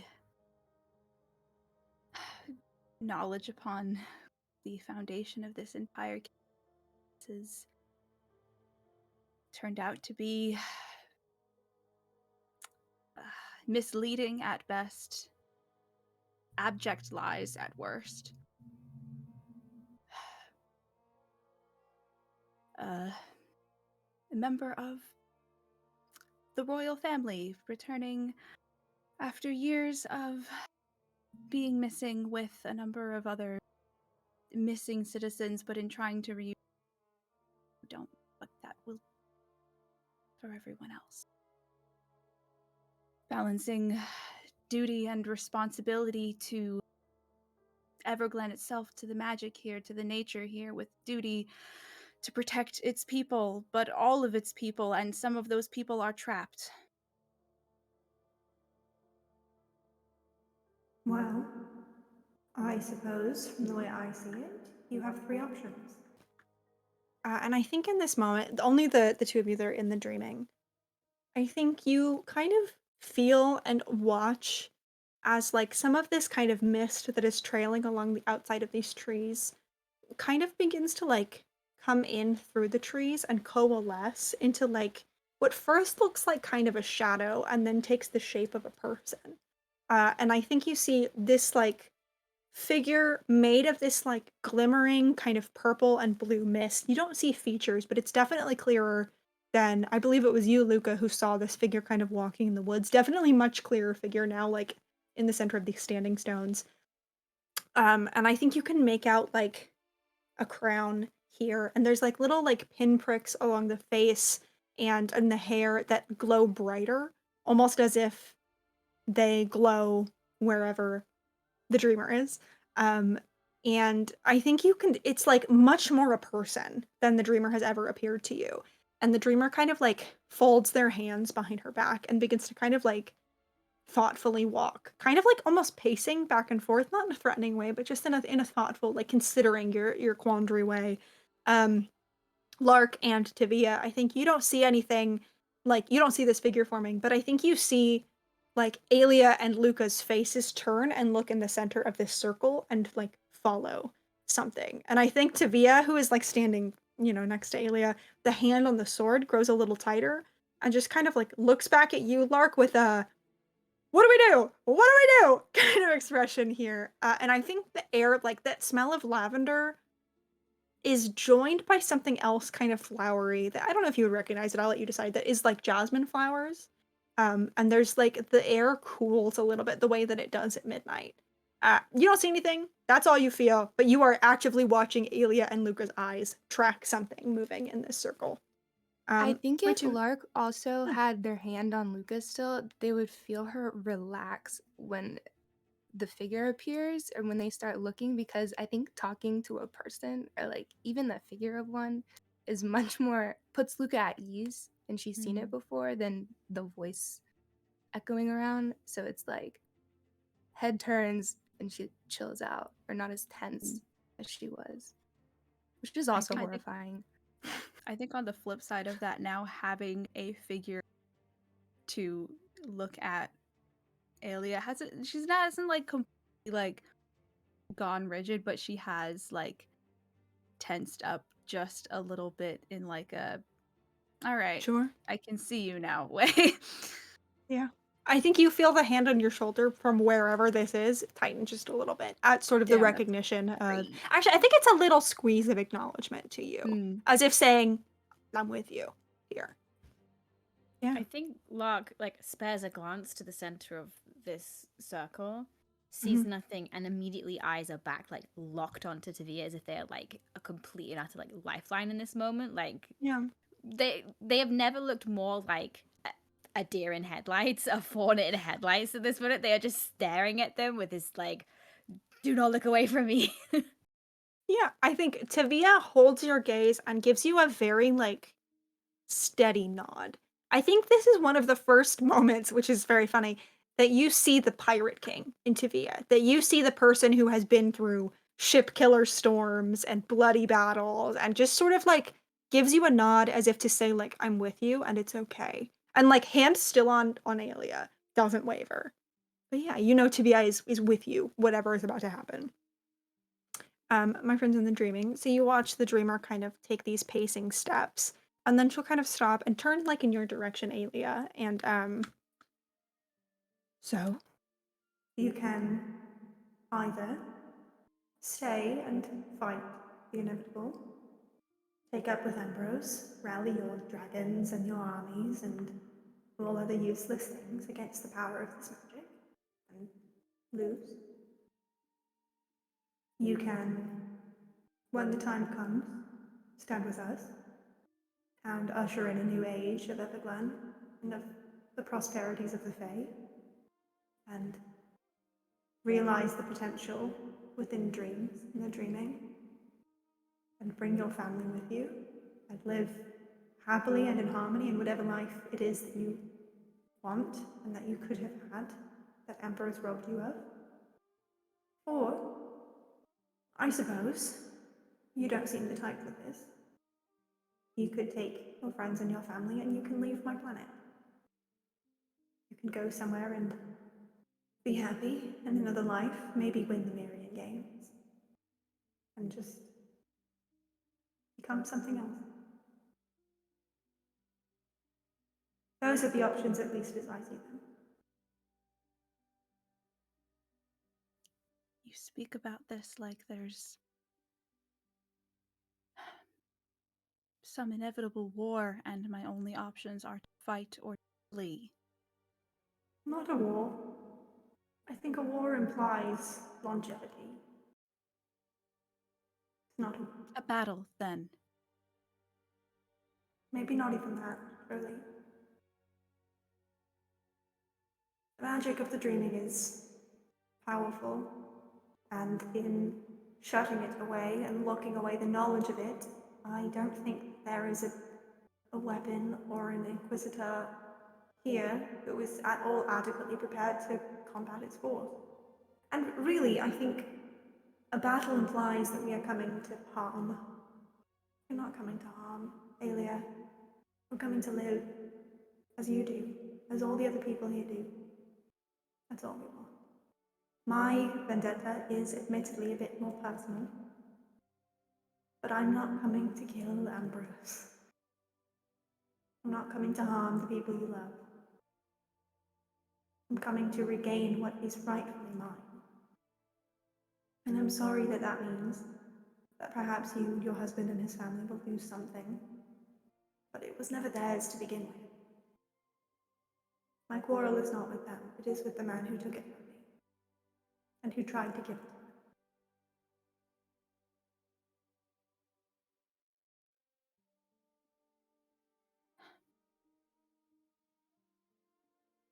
I think that, like, Aelia, like, open and closes her mouth a couple of times because she wants to, like, not, like, debate this, but she, like, wants to keep, like, probing this and wants to keep, like, her instinct towards just, like, finding some way through this at any cost that doesn't end in fucked up disaster. Like, that instinct is there and she's trying to find her words, but then I think that she thinks about Ambrose, and she thinks about every single conversation that she's ever had with that man, and she thinks about every single conversation that she has watched him have with Lark, with the other people in their life. And I think that part of her wants to be like, what do you mean? What do you think that Ambrose is like, wants to get very indignant about it, but she knows. Um, and kind of just her shoulders just slump in defeat. Um, and she just looks up Um, very, yeah, Amelia, in this yeah, moment of defeat, with things spelled out to you a little bit more clearly than they have been, would you yeah. please make me either a history check or an intelligence check with proficiency? Okay, I can do Thank that. you.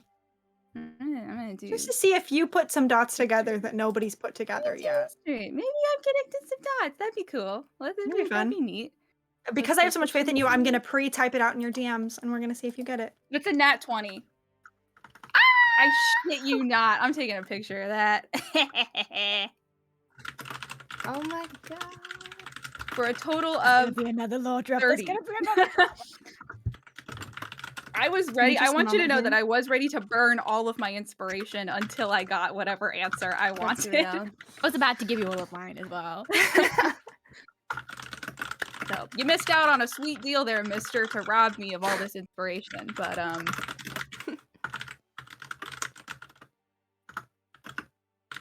scared.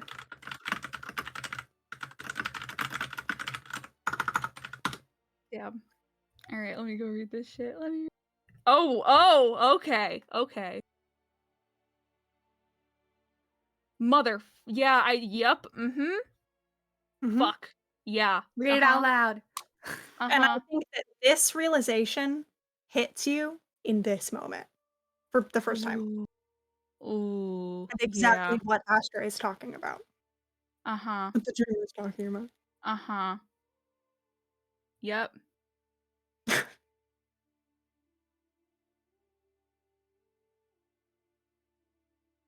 I see.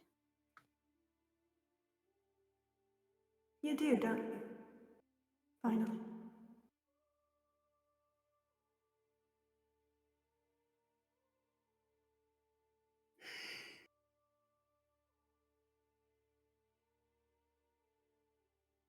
None of this was ever my ambition. I know. And it doesn't have to be when things are changing, if you don't want it to be. I don't think I'd have much of a choice. I'm not in the business of taking choices away from people who deserve to make them, Aelia. And if you decided to stay, I'm sure that could be a very comfortable position for you at my court. Should you want it. I'm not here to harm him, Aelia. I'm here to return what was taken from me and my child. That's all.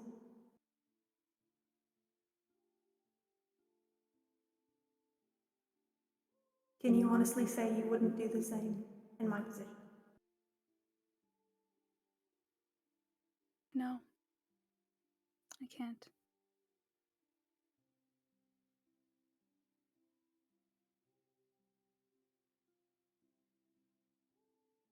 I think I'd like to go back now. All right. Luca, would you like to go as well?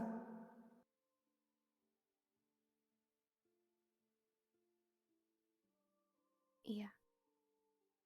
All right. And Yes. I don't know how far your reach, your sight beyond Everglen goes. Not as far as I'd like it to. Your grandchildren are beautiful. I think that you feel like warmth beaming off of this figure, and I think those pinpoints of light glow brighter. And you almost like you can't see a smile, but you feel the smile. And I don't think she says anything. I think she just looks at you and gives you like a really meaningful nod. And actually, I think we'll like close the distance between you and like just kind of reach down. And I think in a very like affectionate and motherly fashion, will like tuck a piece of hair behind your ear, and where she touches, lilies will begin blooming. And just, I think she will just kind of look at you and say, Please tell your husband I said thank you for the roses. I will. And with that, I think those of you in the dreaming begin to feel like the mists receding, and the dreamer kind of like returns to the circle and gives you a nod, Luca. And then like it's as if a breeze finally cuts through the center of this circle and the mist is scattered, and you blink and you are back. And Lark and Tibia as well see kind of blink, and that starry vision is gone. And you are back in the circle. You all right? Yeah. What the I- fuck was that? The tree that you're We had a the dreamer, conversation. the Astra. Astra. Oh. How was that? I think Tibia will like very awkwardly pull his hand off of your shoulder. She's like, yeah. Um,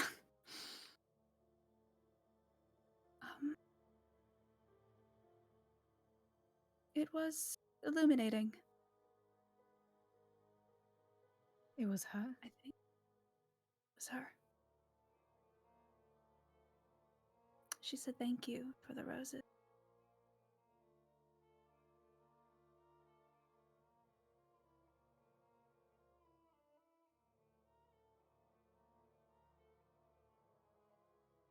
I don't think that there is any...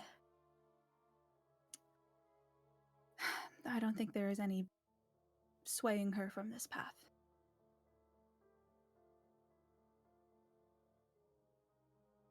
I don't know if there is any stopping this. I think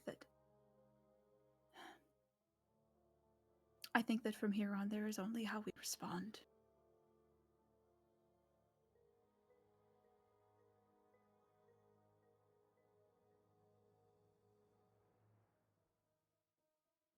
I don't want to try to stop her. If that's what you're thinking.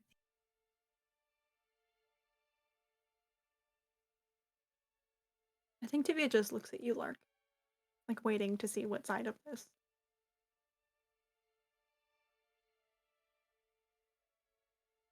I think they just like look like utterly split down the middle, not in terms of like sides, but just in terms of like raw emotion. Yeah. They just like it seems to be like they're bleeding out of somewhere down the middle.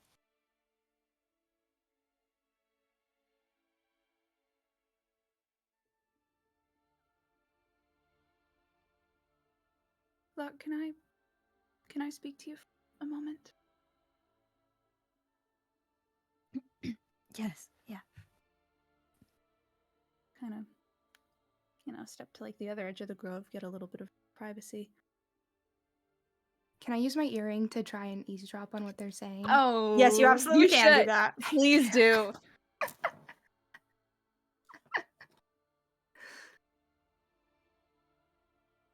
Are you okay? I'm fine.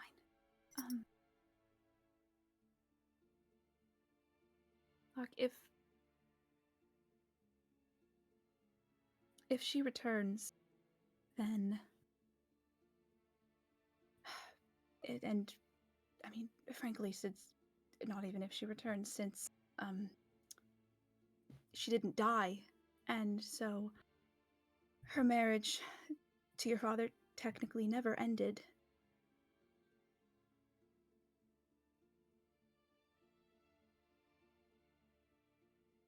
You know what I'm saying? Yeah.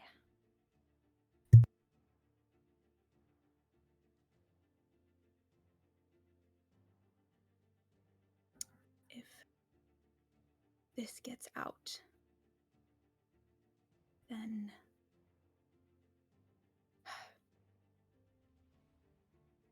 your mother's line, all of her children,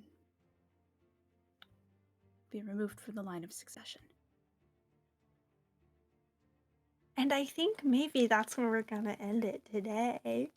Thank you so much for joining us in Tales from the Archives Reverie. One thing about me, I love a cliffhanger. We'll see you when we see you. Be sure to check Twitter for programming updates. And until then, sweet dreams. See you later.